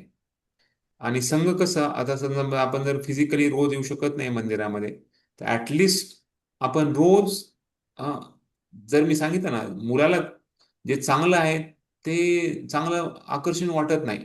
जे अपायकारक आहे ते लगेच आकर्षण वाटतं. तर त्याचप्रमाणे भौतिक जगामधलं वातावरण पण तसंच आहे. आपण भौतिक जगामध्ये एवढ्या कालापासून आहोत एवढ्या जन्मोजन्मी आपण भगवंताला विसरलोय. आणि या भौतिक जगाच्या प्रभावाखाली आपण भौतिक शक्तीलाच आपण एवढं स्वतःचं मानलंय. त्यामुळं लगेच सुटणं अवघड आहे तिचा प्रभाव. या प्रभावाखाली आपण आहेत. तर मायाच्या प्रभावाखाली एवढे आपण आहोत. पण जर आपण प्रामाणिक इच्छा केली आहे तर भगवंत आपल्याला मदत करतील. मम माया दुरत्या भगवान सांगतात. तर जरी आपल्याला नाही वाटत आहे ना तरी पण करायचं. जसं एक एक भक्ताने प्रभुपादांना विचारलं, प्रभुपाद जेव्हा मी तुम्हाला बघतो तेव्हा मला दंडवत करायचं माहितीये मला करायला पाहिजे असं माहितीये पण तरी पण इच्छा होत नाही माझी काय करावं. माझी इच्छा होत नाहीये मला तुम्हाला दंडवत करायची नेहमी नेहमी रोज जेव्हा तुम्हाला बघतो तेव्हा मला दंडवत करणं हे गुरुला जेव्हा आपण बघतो तेव्हा शिष्याने दंडवत करणं महत्वाचं आहे. आणि खास करून पुरुष आपले भक्त वर्गांना पुरुष वर्गांना तर पूर्ण अष्टांग दंडवत केलं पाहिजे. माताजींनी पंचांग दंडवत. तर असं केलं पाहिजे. एक भक्त पुरी आपल्या म्हणजे प्रभुपादांना पुरी द्यायला जायचा. एक पुरी दिली दंडवत करायचा पुरी द्यायचा आणि वापस यायचा. दुसरी पुरी द्यायला पुन्हा दंडवत करायचा आणि वापस यायचा. तर पण त्यांनी माझे पालन केलं. तर सांगायचा उद्देश आहे की त्या भक्ताला जे पहिले भक्त होते ते म्हणायचे की मला उत्साह येत नाहीये असं करायला तुम्हाला दंडवत. तर ते प्रभुपाद म्हणले तू कर कर कर करत राहा उत्साह येईल म्हणे. तर बघा जन्मतःच कुणीच दारुडा नाहीये. हा जन्म कुणी दारू दारू पिलेलं नाहीये. पण दारूचं व्यसन का लागतं लोकांना कारण तो करत राहतो. पहिला जेव्हा दारू पिली तेव्हा त्याला नको वाटतं थुकून देतो बाहेर. पण एक भक्त सांगत होते की त्यांच्या त्यांच्या गव्हर्नमेंट जॉब आहे. त्या गव्हर्नमेंट जॉबमध्ये भक्तीमध्ये यायच्या अगोदर त्यांना बळच प्यावं लागायचे. कारण तो जो मेन होता बॉस तर तो म्हणायचा अरे तू पी नाही पिला तुला प्रमोशन होणार नाही. तर पार्टीमध्ये तो प्यायला लागायचं म्हणे. म्हणजे एवढं भौतिक जग किती दुःखालंय की तुम्हाला न न इच्छा ठेवता पण करावं लागतंय. किती दुर्दैवाची गोष्ट आहे. ज्या चांगल्या गोष्टी आहेत त्याला आपल्याला चूप बसावं लागतंय. पण वाईट गोष्टीला लोक एकदम सर्रास म्हणजे त्याला काही हे नाही. तर म्हणजे सांगायचा उद्देश आहे की काय काय त्यामुळं आपल्याला समजवायचं की मी सध्या जे आहे तर आपण म्हणजे नॉर्मल स्थितीमध्ये नाहीये. आपल्याला ऑलरेडी आपण जन्मोजन्मी आपण खूप काही गोष्टी केलेल्या आहेत. तर त्यामुळं लगेच आपल्याला भक्तीमध्ये एकदम आनंद येईल. एकदम अष्टविकार आपल्या शरीरामध्ये प्रकट होतील. हे लगेच होणं अवघड आहे. कारण आपण खूप जन्मोजन्मी भगवंताला झुगारून दिलेलं आहे. तर त्यामुळे ऍटलिस्ट आपण धन्यवाद द्यायला पाहिजे रोज उठल्यावर की भगवंता गुरु महाराज आणि सर्व भक्त वैष्णवांच्या कृपेने मला एक संधी मिळाली आहे या जन्मामध्ये भगवंताची भक्ती करण्यामध्ये. ते सुद्धा प्रामाणिक संप्रदायाच्या संपर्कामध्ये येण्याची संधी मिळाली आहे. कितीतरी अपसंप्रदायामध्ये लोक जात आहेत. कधी कधी भक्तीमधून पण सोडून जातात. का? कारण अपराध करतात. अपराध सगळ्यात मोठा घातक आहे भक्तीला. जर अपराध केलं तर भगवंत पण माफ करत नाही. भगवंत आपल्याला प्रेरणा देतात इथून सोडून जा म्हणून. त्यामुळं अपराधापासून वाचणं खूप महत्वाचं आहे. अपराध काय काय ते ते आपल्याला नंतर आपल्याला कळणार आहे. आपल्याला भक्ती मध्ये आपण ऐकणार, वाचणार त्याच्याबद्दल. पण त्यामुळं अपराध, 10 अपराध खास महत्वाचे आहेत. वैष्णव अपराध सगळ्यात हातीमाता अपराध सांगितलेला आहे. सगळ्यात मोठा अपराध आहे वैष्णवांचा अपराध. कारण वैष्णव भगवानच्या खूप जवळ आहेत. तर त्यामुळे म्हणजे तुम्ही जो प्रश्न विचारला की वाटत नाहीये, चांगलं आहे माहित आहे, पण ते करण्याची इच्छा होत नाही. तर ऍक्च्युली इच्छा होईल. जसं मी सांगितलं ना, दारू पिण्यामध्ये पहिल्यांदा नव्हती इच्छा. पण तरी पण लोकांनी सगळ्यांनी बघितलं, सगळ्यांनी त्याला प्रेशर दिलं, तू कर. तर पहिल्यांदा नको वाटलं, दुसऱ्यांदा पिलं, थोडाच टेस्ट लागली, तिसऱ्या वेळेस मग आता तो हळू तो व्यसनाधीन झाला. त्याचप्रमाणे आपल्याला भक्ती स्वाभाविक वाटत नाही, करावंशी वाटत नाही, पण तरी पण आपल्याला समजवायचं की ऍक्च्युली मी आजारी आहे, मी रोगी आहे. आणि रोगीला जे औषध आहे तर ते फक्त भक्तीच आहे. जोपर्यंत आपण स्वतःला रोगी म्हणत नाही ना, म्हणजे आपण म्हणतो की नाही मला काही हे नाही, आजार नाही, तोपर्यंत मग आपण मेडिसिन घेणारच नाही प्रॉपर, जे आपल्याला महत्वाचं आहे. तर त्यासाठी प्रत्येकाने आपल्याला समजायला पाहिजे की ऍक्च्युली मी भक्त नाहीये. मी भक्ताचा एक वेशमध्ये आहे पण भक्त नाहीये. आणि मला भक्त बनण्यासाठी माहित नाही किती जन्म लागतील, पण ऍटलिस्ट मी भक्त बनण्याची इच्छा आहे, प्रामाणिक इच्छा. तर इच्छा असेल तर मग ते आपल्याला करावं लागणार आहे. तर त्यासाठी आपल्याला न न इच्छा ठेवता, न इच्छा इच्छा नसताना तरी पण आपल्याला करायला लागणार. आणि करत राहा राहा राहा, मग ते हळूहळू ऑटोमॅटिक. मग आपल्याला ते कोणी म्हणलं ना, प्रभूजी आज आज तुम्ही आज एवढ्या तुम्हाला आजारी आहात, तरी पण तुम्ही उठल्या एवढ्या सकाळी मंगल आरतीला, काय करू? मला आता एवढी सवय लागली आहे की ते झोपच लागत नाही. मंगल आरतीच्या वेळेस ऑटोमॅटिक मी उठून बसतो म्हणतो. एक भक्त असेच होते, ते वृंदावनला गेले होते, त्यांना एवढा ताप आला होता. तर तरी पण ते मंगलारती आलं ऑफकोर्स ते मागो जाऊन खुर्चीवर बसले. एका भक्ताने म्हणले, प्रभूजी एवढे आजारी असताना तुम्ही काय यायची, कशाला यायची गरज होती? ते म्हणले, मला एवढं ट्रेनिंग मिळालंय, एवढं मी रोज करत होतो, त्यामुळं आता वर्षानुवर्ष केल्यामुळं आता ते नाही केलं तर म्हणजे चुकल्यासारखं वाटतंय, काहीतरी मी चुकलोय. तर असं वाटतं. तर हळूहळू जेव्हा आपण करत राहतो ना, सततम, नित्यम. नित्यम म्हणजे नित्यम भागवत म्हणजे काय? रोजच्या रोज. सततम म्हणजे काय? रोजच्या रोज. सततम म्हणजे 24 घंटे नाही. बरं, पोपट सांगितलं सततम कीर्तयन. तुम्हाला ऍटलिस्ट तुम्ही 16 माळा सततम करा. म्हणजे काय? जे 16 माळा तरी कमीत कमी करा. मग ते हळूहळू हळूहळू मग ते सततम पर्यंत जाईल. सततम म्हणजे 24 घंटे आहे ऍक्च्युली, खरं बघितलं, आयडियली बघितलं तर. पण सततम भक्तांसाठी खास करून आता सध्या तरी काय, की ऍटलिस्ट आपण जे 16 माळा आपण जे बनवतोय, गुरु महाराजांना आता हे दिलेले, तर त्याप्रमाणे आपण त्या माळा सततम म्हणजे चांगल्या केल्या, तर हळूहळू त्या करत करत करत मग हळूहळू सततमच्या स्टेजला आपण येऊ. ठीक आहे प्रभूजी. हा प्रभूजी. आणि दुसरं धन्यवाद. आणि दुसरं तुम्ही भागवतमचा जो श्लोक सांगितला 11:28:1, तर हा. त्यामध्ये प्रेज आणि क्रिटिसिझम दोन्ही करायचं नाही म्हटले, पण डिवोटीच्या बाबतीत आपण अप्रिशिएट तर करतो डिवोटीजना. हा. तर ते ऍक्च्युली खास करून ते ज्ञानी लोकांसाठी आहे. तर ते ज्ञान लोकांमध्ये सांगितलेलं आहे. पण आपण तर मात्र जर सांगितलंय, कुणी एखाद्याने जर आपल्या तोंडातून जर दुसऱ्याबद्दलचं कोणी वाईट बोललं, तर त्याच तोंडातून दुसऱ्यांचं चांगलं बोललं पाहिजे. तर ऍक्च्युली वाईट तर बोललंच नाही पाहिजे, कारण दुसऱ्याचं वाईट बघितलं तर आपण ते वाईट बनतोय. तर त्यामुळं आपल्याला नेहमी लोकांचं आणि भक्तांच्या येस, तुम्ही म्हणल्याप्रमाणे बरोबर, की आपल्याला नेहमी भक्तांचं गुणगान गाण्यामध्ये आपण हे असलं पाहिजे, की भक्तांचं नेहमी गुणगान गावं, जेणेकरून आपल्याला ते त्यांचं गुणगान गायल्यानं आपल्याला पण ते गुण येतात भगवंताच्या कृपेने. ते एवढं सोपे, भक्ती एवढी सोपी आहे. आपल्याला मोठी गोष्ट करायची नाही. गोष्ट म्हणजे एका भक्तांनी खूप 8-10 घंटे जाऊन ग्रंथ वितरण केलं, तर फक्त त्याचं गुणगान गायल्यानंतर त्यांनी जेवढ्या 10 घंटे ग्रंथ वितरण केलं, त्याचा बेनिफिट आपल्याला पण मिळतं फक्त गुणगान गायल्याने. म्हणजे किती हो. मोठी भक्ती आहे बघा. तर त्यामुळे भक्तीला आपल्याला काही मोठी गोष्ट करायची नाही. जरी आपण भौतिकदृष्ट्या मोठ्या गोष्टी करू शकलो नाही, तरी पण ऍटलिस्ट आपण अपराध न करता आपण प्रामाणिकतेने भक्ती केली, तर आपल्याला उच्च पदामध्ये जाण्याची आपल्याला गती मिळू शकते. तर त्याच्यामुळं एवढा सोपा उपाय भक्तीमध्ये दिलेला आहे. जसं वसुदेवनं काय केलं, म्हणजे आपल्या जेलमध्ये असतानाच त्यांनी लाखो गायींचं दान दिलं. तर पण ऑफकोर्स त्यांनी जेव्हा जेलमधून बाहेर आल्यानंतर त्यांनी प्रत्यक्षात पण दिलं. पण सांगतात की भक्तीमध्ये जरी मानसिकदृष्ट्या पण तुम्ही जरी भगवंताची भक्ती केली ना, तर ती पण भगवंताला खुश होते. ती पण आपण भगवंताला प्रसन्न करण्यामध्ये पात्र आहे. त्यामुळे मानसिकरित्या पण खूप महत्व आहे. त्यामुळे मनाला खूप महत्वाचं आहे. तर त्यामुळे आपण इथे मनाचा वेग बघतोय. कारण प्रत्येक वेळेस आपल्या मनाला लावावं लागणार आहे. आपण अर्चा विग्रह पण करतोय ना, भगवंताची आराधना करतोय घरामध्ये, तरी मन तिथे असलं पाहिजे. मन नसेल ना, तर मग फक्त आपण जे रिच्युअल झालं म्हणजे काय, ती फक्त एक क्रिया झाली. पण मन लावल्यानंतर ती भक्ती होते. त्यामुळे भगवंताने मनमना बहुमत बघतो. मन लावा, मन लावलं तर भक्ती होते. त्यासाठी आपल्याला प्रत्यक्षात त्या वेळेस त्या ठिकाणी असलं पाहिजे. मन लावणं म्हणजे काय, की आता मी जी गोष्ट करत आहे तिथे राहायचं. आता समजा आपण इथे क्लासमध्ये तुम्ही बोलताय, मी बोलतोय. जर मी दुसराच विचार करत असेल किंवा तुम्ही दुसरा विचार करत असाल, तर तुम्ही ऐकणारच नाही. तो क्लास लक्षात राहणारच नाही. त्यामुळे मन आपण जे करतोय, जी क्रिया करतोय तिथं तो मनाला घ्या. पुढचं किंवा मागचं विचारू नका. त्यासाठी वेगळा वेळ ठेवा. जो क्रिया करतोय, आता जप करतोय तर मागचा विचार नका करू, काल काय झालं, रात्री काय झालं. नाही, आत्ता आत्ता जप करतोय ना, जपाचा विचार करा. उद्या काय होईल किंवा दिवसभर मी काय करेल त्याचा विचार आता नका करू. जप होईल तर जपच करा. थोडासा वेळ काढून ठेवा, जिथे आपण कालच्या बद्दल आणि आजच्या दिवसाच्या क्रियेबद्दल विचार करा.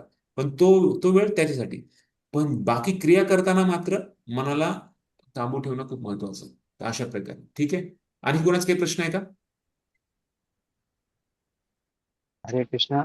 प्रभूजी म्हणतो, हा, इथं जे तात्पर्यात प्रभुपाद सांगतात की मनात जर श्रीकृष्णांची उपस्थिती असेल तर मायाचा प्रभावामुळे मन प्रक्षुब्ध होण्याचा प्रश्नच नसतो. हा. तर मनामध्ये भगवंताची उपस्थिती जी कंटिन्यू कशी ठेवायची. हा, हा. तर आता आपण बोलत होतो ना, आपण सगळं गोपींबद्दल तर आपण विचार केला. तर ऍक्च्युली भगवंत नव्हते तिथे, पण त्यांनी भगवंताचं स्मरण ठेवलं. तर भगवंताचे नाम, रूप, गुण, लीला या 4 गोष्टी आहेत.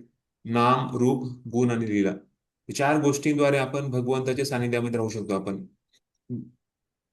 तर जसं आपण बघतो, पहिले जे वृंदावनमध्ये जे भक्त आहेत, ते एवढे उच्च भक्त आहेत की त्या ज्या काही क्रिया करतात त्यामध्ये त्यांचं मन नाव घेत राहतात. जसं रोज भगवंताचे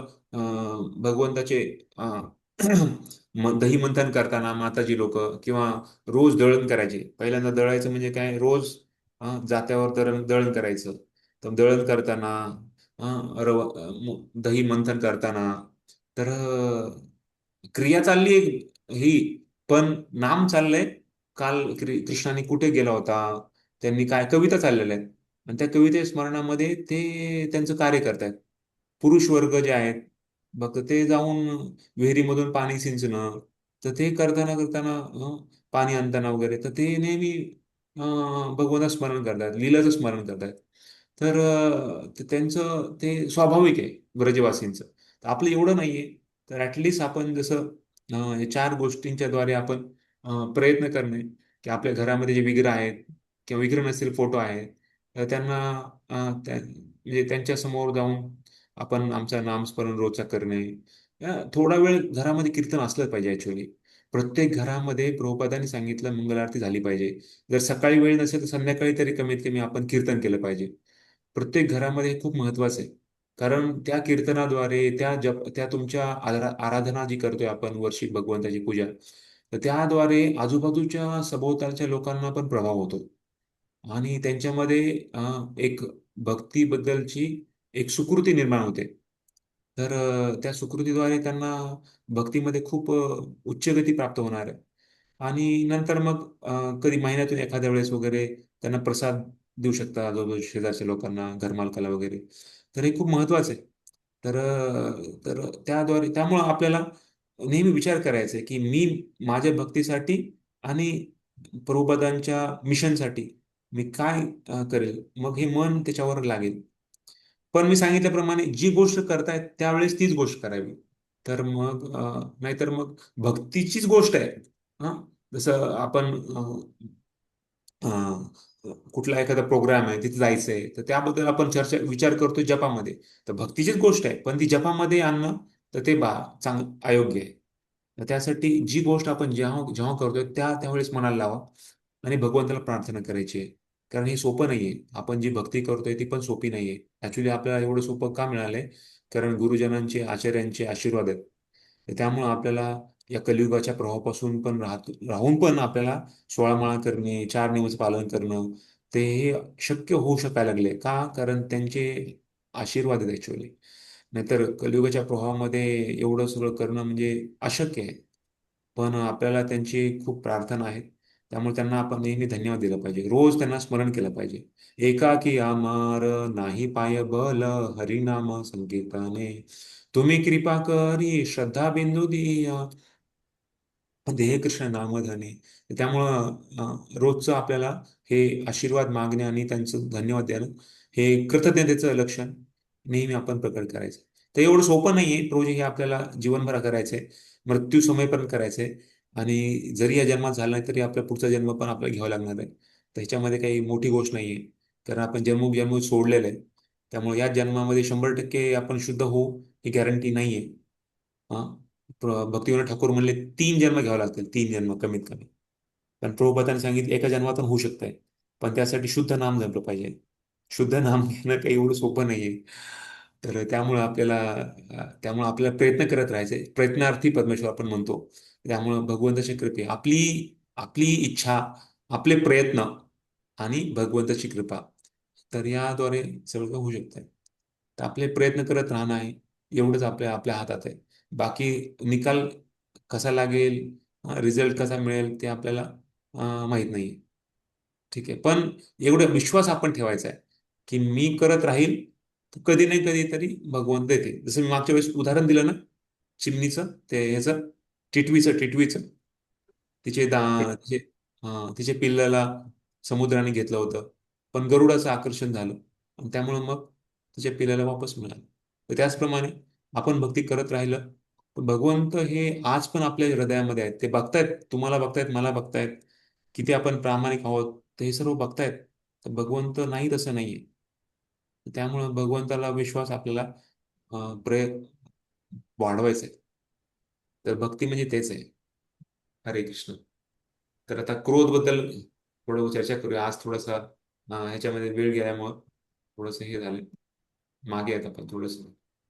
तर आयडियली आज संपायला पाहिजे होता हा चॅप्टर पण नाही संपणार एनिवे. पुढच्या वेळेस आपण लवकर संपून मग दुसऱ्या ह्याच्यावर करू उद्या. तर ठीक आहे. क्रोध. हा दुसरं कोणतरी वाचायला लावा गुरुजी क्रोध बद्दल. हरे कृष्णा. प्रभूजी मी वाचू का? हा वाचा मग. त्याचप्रमाणे क्रोधाचेही नियंत्रण करता येते. आपण क्रोध पूर्णपणे नष्ट करू शकत नाही, पण भगवंताची किंवा भगवत भक्तीची निंदा करणाऱ्यांवर जर आपण क्रोधित झालो तर कृष्ण भावनेत आपण क्रोधाचे नियंत्रण करतो. नित्यानंद प्रभूंची निंदा करणाऱ्या आणि त्यांना मारहाण करणाऱ्या जगाई व मदाई नावाच्या दुष्ट बंधूंवर श्री चैतन्य महाप्रभू क्रुद्ध झाले. श्री चैतन्य महाप्रभू आपल्या शिष्टकास्तक मध्ये लिहितात की तृणदपि सुनचेन तरोरपि सहिष्णुना. मनुष्याने तृणापेक्षाही नम्र आणि वृक्षापेक्षाही सहनशील झाले पाहिजे. यावर कोणी विचारेल की महाप्रभूंनी क्रोध का प्रदर्शित केला? मुद्दा असा आहे की मनुष्याने स्वतःचे होणारे सर्व प्रकारचे अपमान सहन करण्यास तयार असले पाहिजे. परंतु जेव्हा श्रीकृष्णाने किंवा विशुद्ध कृष्ण भक्तांची निंदा केली जाते तेव्हा तो खरा भक्त असतो तो क्रोधित होतो व अपराध्यांवर अग्निप्रमाणे तुटून पडतो. क्रोध पूर्णपणे नष्ट करणे शक्य नाही, परंतु त्याचा योग्य रीतीने उपयोग करता येतो. हनुमानाने क्रोधित होऊनच लंका दहन केले, परंतु तरीही श्रीरामांचा महान भक्त म्हणून त्याची पूजा केली जाते. याचाच अर्थ असा आहे की हनुमंतांनी योग्य रीतीने क्रोधाचा उपयोग केला. या बाबतीत अर्जुनाचेही उदाहरण देता येते. अर्जुनाला युद्ध करण्याची इच्छा नव्हती, परंतु श्रीकृष्णाने त्याचा क्रोध उत्तेजित केला. ते म्हणाले तुला युद्ध केलेच पाहिजे. क्रोधाशिवाय युद्ध करणे शक्य नाही. तरीही क्रोध जेव्हा भगवत सेवेत नियुक्त केला जातो तेव्हा तो नियंत्रित करता येतो. हा हरे कृष्ण. धन्यवाद. हरे कृष्ण प्रभूजी. हरे कृष्ण. तर सांगितले क्रोध फक्त द्वेषी जने. म्हणजे क्रोध आपल्याला वापरायचा आहे कशासाठी? तर भक्त द्वेषी जने, जो भक्तांचा द्वेष करतो, तर त्याबद्दल क्रोध आला पाहिजे. जो भगवंताला दोष देत आहे किंवा भक्तांना दोष करतोय, तर त्यामध्ये क्रोध घ्यायचा आहे. स्वतःला जर कोणी जास्त म्हणजे शरीराची संरक्षण करणं हे प्रत्येकाचं कर्तव्य आहे. पण कुणी जर जसं एखाद्याला कुणी काही बोलला, जसं आम्हाला कधी कधी लोक बोलतात अरे टकला किंवा वेगवेगळे काही अशा औषध बोलतात, तर ठीक आहे, ते सहन करण्याची आपल्याला शक्ती असली पाहिजे. पण जर कोणी भगवंतांना किंवा भक्तांना जर कोणी अपराध करत असेल, तर तेव्हा मात्र आपल्याला योग्य तो, एकतर आपण त्यांचा जीवा काटली पाहिजे, किंवा त्यांना आपण पहिली ती गोष्ट आहे, आपण त्यांना वादविवाद केला पाहिजे की असं तुम्ही का बोलताय, हे खरं काय खोटं काय हे सगळं वादविवाद केला पाहिजे. तेवढी जर नसेल होत, त्यांची जीवा कापली पाहिजे, नाही तर ऍटलिस्ट तिथून जागा सोडून निघून झालं पाहिजे. अशा प्रकारे ते सांगितलेलं आहे शास्त्रामध्ये. तर तर इथे सांगितलंय कशा प्रकारे क्रोध, हा क्रोध आहे, तर तो खूप महत्वाचा सीएम ठेवणे. कारण क्रोध येतो नेहमी. जसं इथं अर्जुनाचं उदाहरण सांगितलंय आणि जगामध्येच उदाहरण सांगितलंय. तर अर्जुनाला आणि नित्यानंद प्रभू कशा प्रकारे त्यांनी चैतन्य महाप्रभू राग त्यांनी लगेच चक्रला बोलवलं त्यांना मारण्यासाठी. पण त्यांना नित्यानंद प्रभूंच्या कृपेने त्यांना माफी मिळाली. त्याचबरोबर इथं अर्जुनाचं उदाहरण दिलंय कशा प्रकारे अर्जुन पण हे युद्ध करण्यासाठी राग आलाच पाहिजे. दुसऱ्याबद्दल जर म्हणले नाही तुमच्यावर राग नाही, तर मग ते युद्ध होणारच नाही. तर हनुमानाचं पण उदाहरण आहे. तर हे सर्व उदाहरण दिलेले आहेत. की हे उदाहरण कशासाठी आहेत? कारण त्यांनी तो जो राग आहे तो योग्य मार्गाने लावलेला आहे. जसं रामायणमध्ये पण आपण बघतो कैकेयी. तर कैकेयीनं स्वतःच्या मुलाला भरत महाराजांना त्यांना राजा बनवायचं होतं. तर त्यामुळे त्यांना खूप मंत्र्यांनी त्यांना खूप भरवलं होतं. पण दशरथ महाराजांच्या त्यांना खूप द्वेष व्हायचा, राग यायचा. तर ऑफकोर्स त्यांनी त्यांचं ऐकलं आणि त्यांना शेवटी त्यांच्या इच्छेनुसार त्यांना त्यांना 2 वरदान दिले. पण तिथं बघतो आपण कृतवती जी राणी होती, चित्रकेतूची राणी, तर त्यांनी करोडो राण्यांशी विवाह केला होता आणि कृतवतीलाच फक्त मुलगा झाला. तर बाकीच्या ज्या राण्या होत्या त्या सगळ्या द्वेष करायला लागल्या. त्यांना राग आला. अरे, हा हा राजा जो आहे तो फक्त त्या एकाच राणीकडे जातोय आणि तिच्याशी जास्त प्रेम करतोय, तिच्याशी बोलतोय सगळं. त्या रागामध्ये त्यांनी काय केलं, त्या मुलाला मारून टाकलं.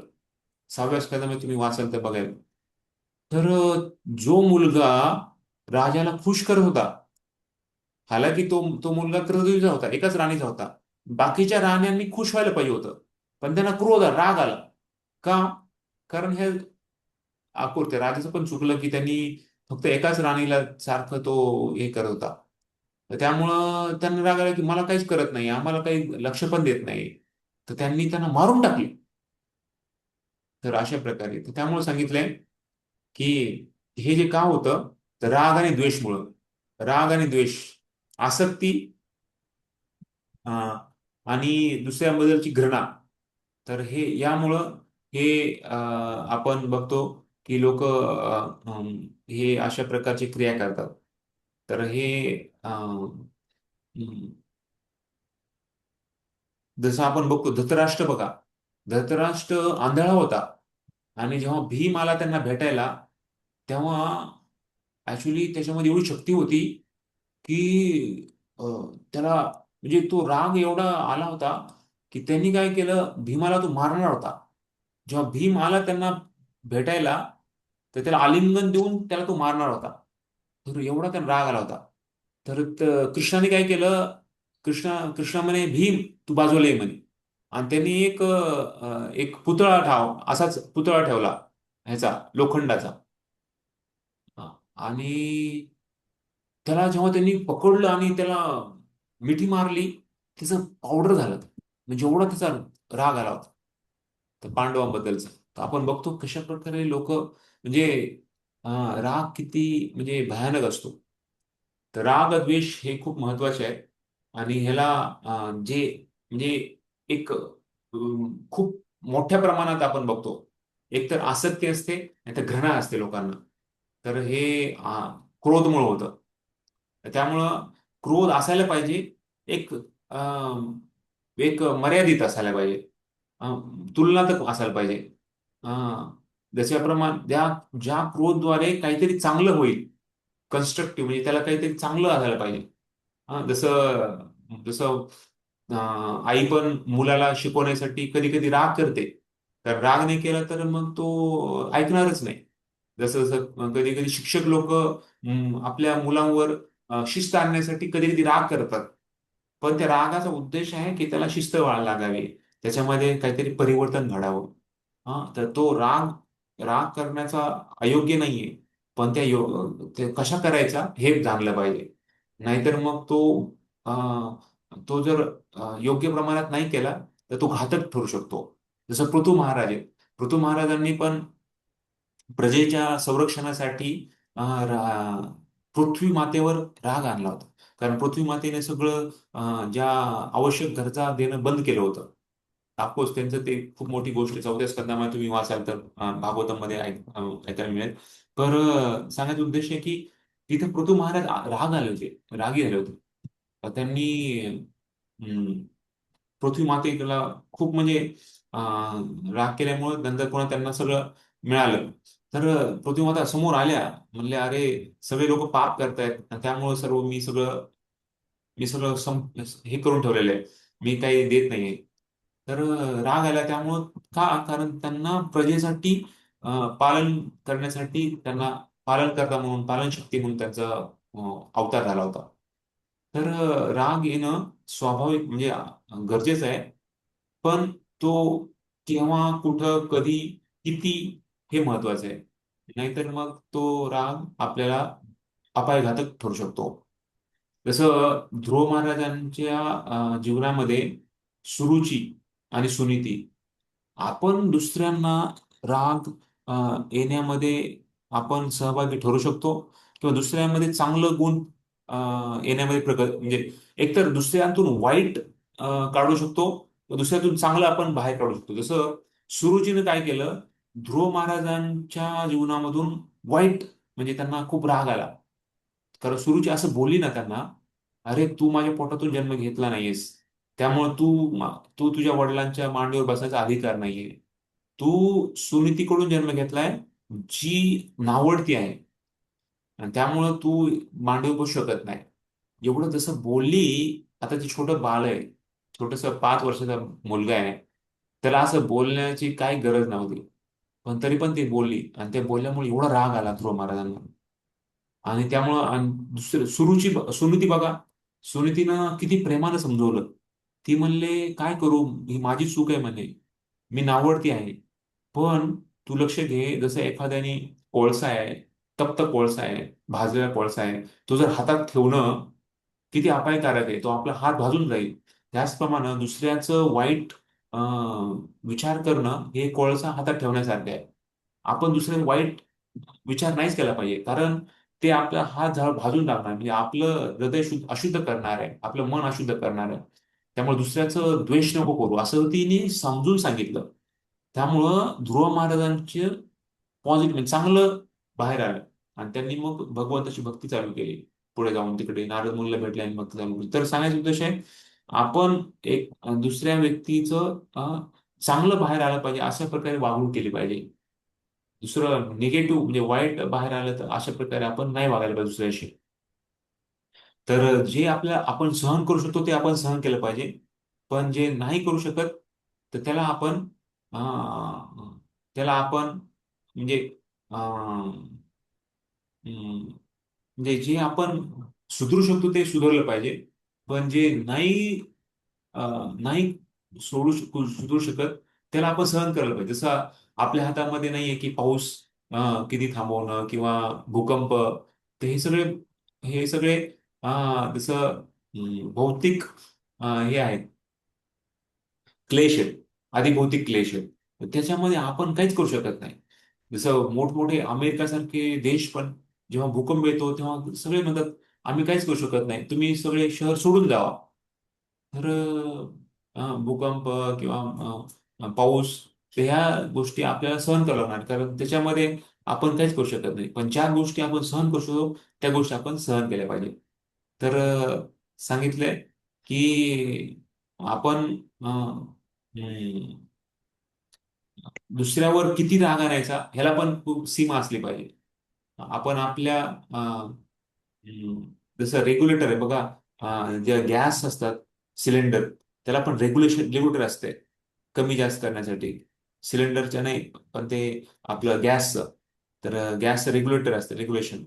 तर किती गॅस पाहिजे त्याला आपल्याला कमी जास्त करू शकतो. तर त्याचप्रमाणे रागमध्ये पण आपण क्रोध किती आणायचा ते महत्वाचं आहे. नाहीतर मग ते जेव्हा कमी पाहिजे तेव्हा तो जास्त ठेवला तर ते आपल्याला घातक ठरू शकतं. तर त्यामुळे या रागाबद्दल, क्रोधबद्दल खूप महत्वाचं शिकवण इथे दिलेली आहे. क्रोधाला संयम ठेवणं महत्वाचं आहे. कसं ठेवू? जेव्हा आपण त्या क्रोधाला भगवंताच्या सेवेमध्ये लावू. खास करून वेगवेगळे उदाहरण आहेत जे दाखवत आहेत की जे अ, भक्तांवर संयम केव्हा होईल, राग केव्हा संयम होईल, जेव्हा आपण भगवंताच्या सेवेमध्ये त्याला लावू. हनुमानाचं उदाहरण सांगितलंय, त्याचबरोबर अर्जुनाचं उदाहरण सांगितलंय. असे जे पॉझिटिव्ह उदाहरण ते आहेत, आणि निगेटिव्ह उदाहरण पण सांगितलेत. कशा प्रकारे कोणी जर निरर्थक जर राग आणला तर ते अपायघातक आहे. आणि ते त्याचं स्वतःचं पण वाईट होणार आहे आणि लोकांचं पण वाईट होणार त्याच्यामध्ये. तर भक्त दुसऱ्याचा द्वेष कधीच करत नाही आणि भगवंताच्या प्रसन्नतेसाठीच तो जीवन जगत असतो. अशा प्रकारे हे रागाबद्दल सांगितलेलं आहे. आणि एक शेवटचं आपण थोडक्यात बघूया. अं, अं, जिव्हा बेगम. जिव्हा बेगम बद्दल आणखी एक भक्त कोणी वाचताय?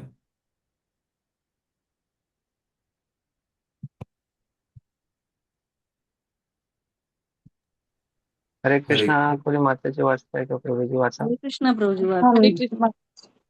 जिव्हा वेगाविषयी सांगायचे तर आपल्यापैकी सर्वांना अनुभव आहे की जिभेला रुचकर पदार्थ खाण्याची इच्छा असते.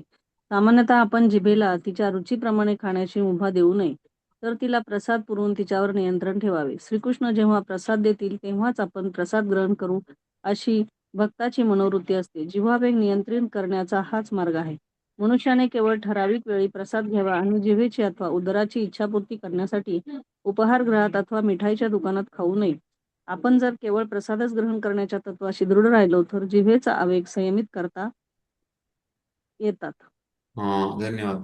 हरे कृष्ण. तर याच्यामध्ये पण सांगितलंय, प्रभुपाद लिहितात की ऍक्च्युली संयम करणं खूप महत्वाचं आहे, खास करून जिव्हा वेगम.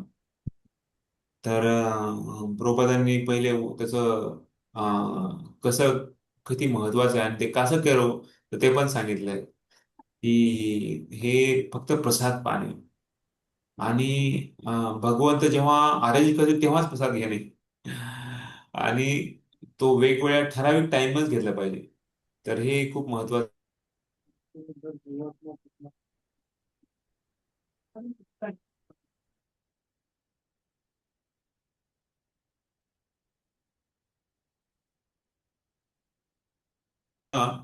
तर याद्वारे इंद्रियाला संयम, म्हणजे इंद्रियाला, अरे,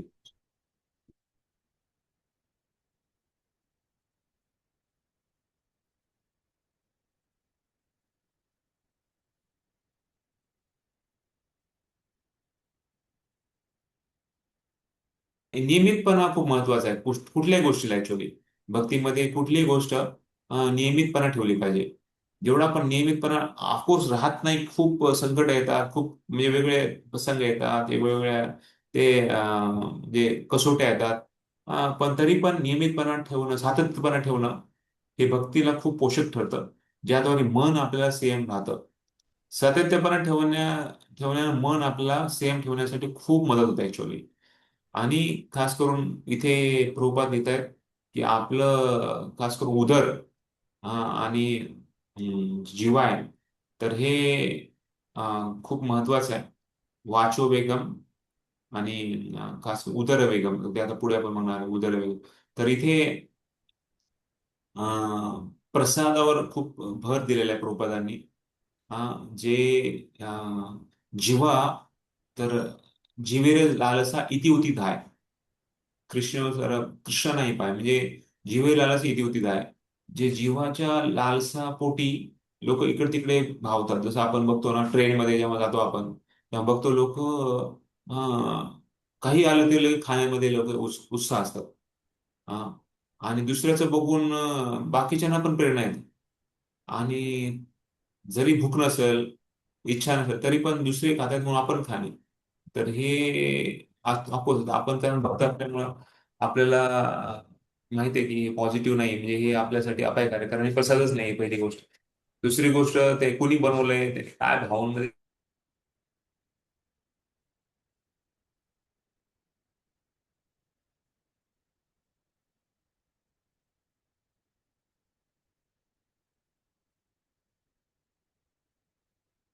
आवाज येत नाही प्रभूजी.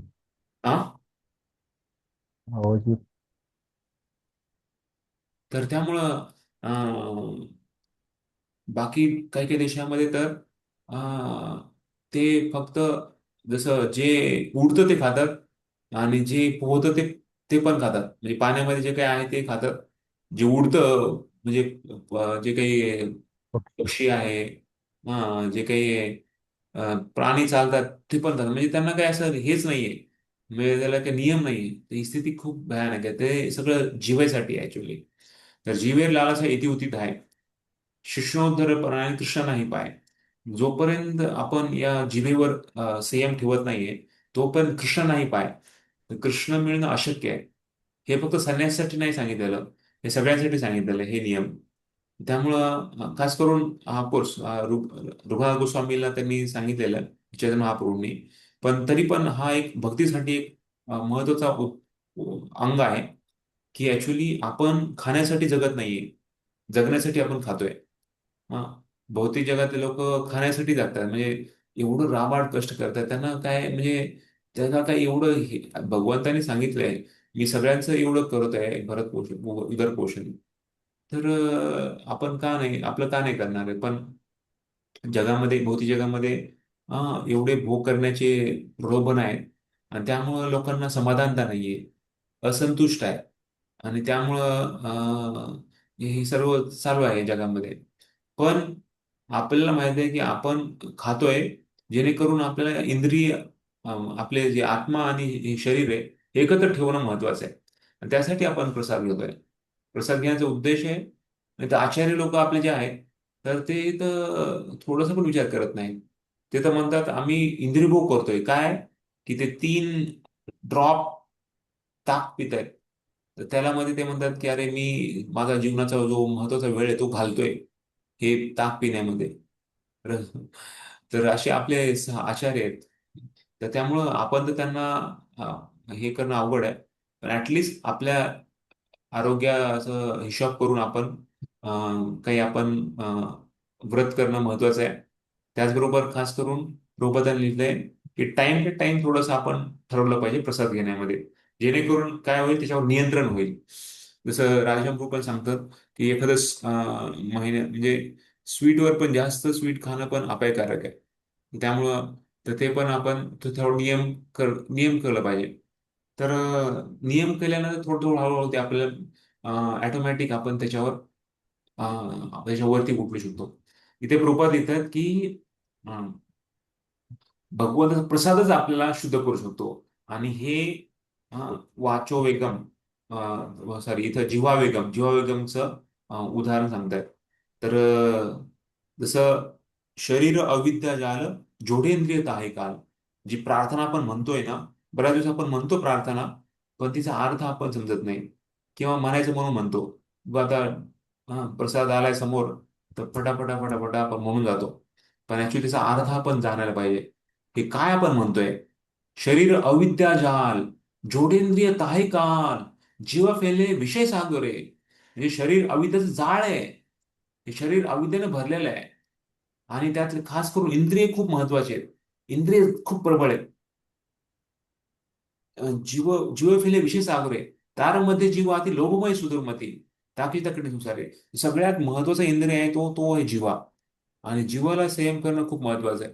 तर त्यासाठी आपण भगवंत प्रसाद खाऊन भगवंत प्रार्थना करतोय, भगवंता तुमच्या या प्रसादद्वारे मी या या जीवेवर संयम ठेवण्यासाठी तुम्ही कृपा करून मला मदत करा.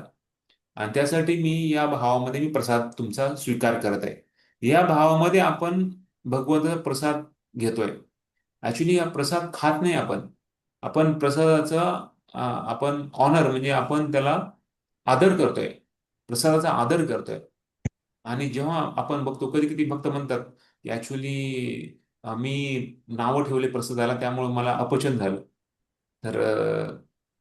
तर मीठच नव्हतं किंवा तिखटच झालं किंवा तेल जास्त पडलं किंवा असं काही.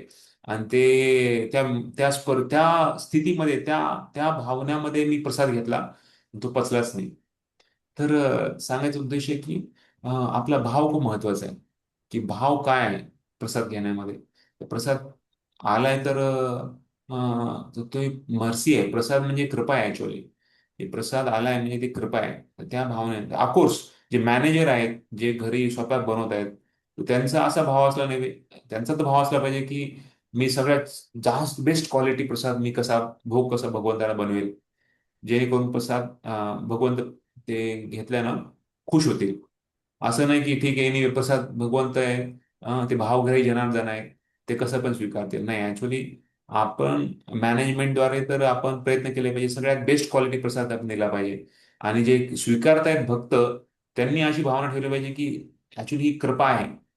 हा, तर त्यामुळं आपण जसा मिळतोय तसा आपण स्वीकारला पाहिजे. तर प्रयत्न केला पाहिजे. हे अवघड आहे, हे लगेच सोपं नाही. आता मी बोलतोय पण हे कृतीमध्ये आणणं एवढं सोपं नाहीये. त्याला आपल्याला टाइम लागणार आहे.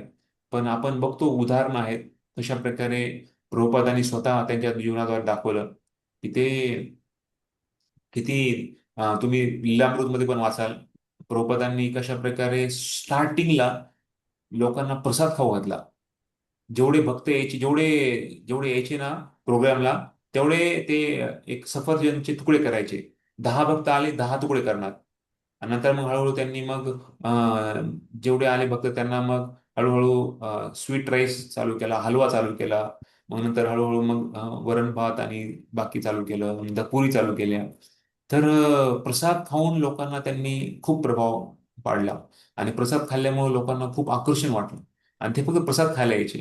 आणि मग नंतर मग त्यांनी तर खास करून बुलेट, इस्कॉन बुलेट म्हणून खूप फेमस असायचं. तर तर ते तर ते खाऊन लोक खूप म्हणजे मंत्रमुग्ध व्हायचे म्हणजे प्रसादमुग्ध व्हायचे. आणि नंतर मग हळूहळू ते जोडले. तर प्रसादामध्ये खूप शक्ती आहे.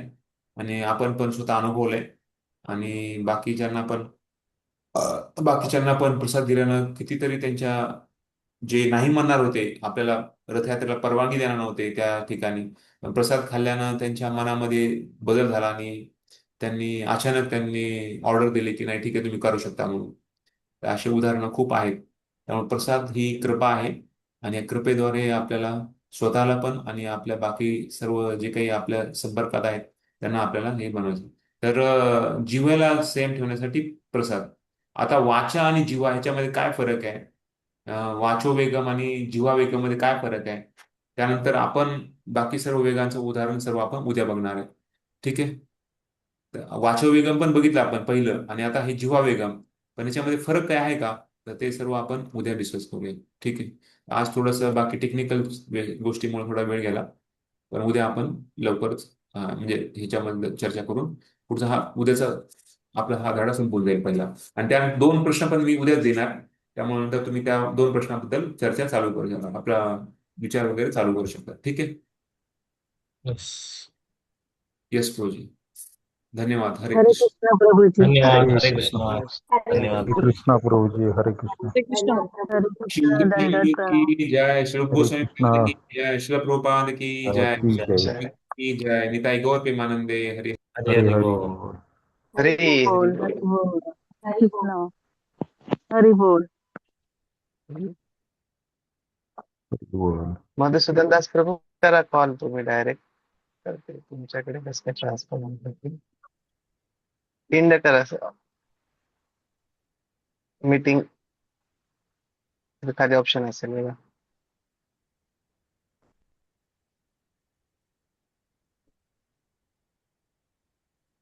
काय करायचंय प्रभूजी? ते मधुसूदन दास प्रभूंना होस्ट झाले होते, मला टेक्निकल प्रॉब्लेम होता ना.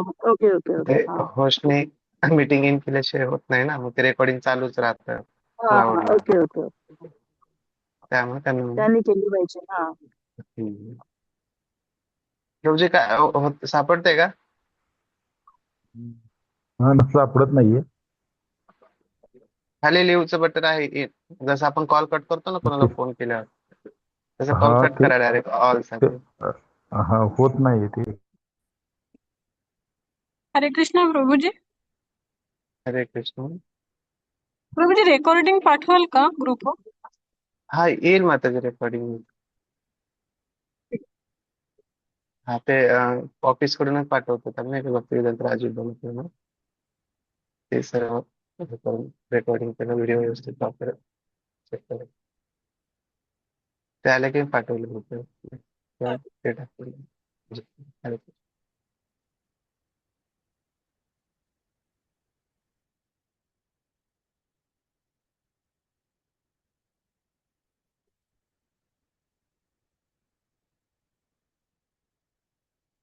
हरे कृष्ण. राधूचा होता.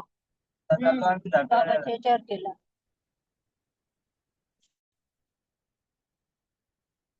क्लास चालू आहे. क्लास चालू आहे. काय म्हणते मीराबाई? नाही का?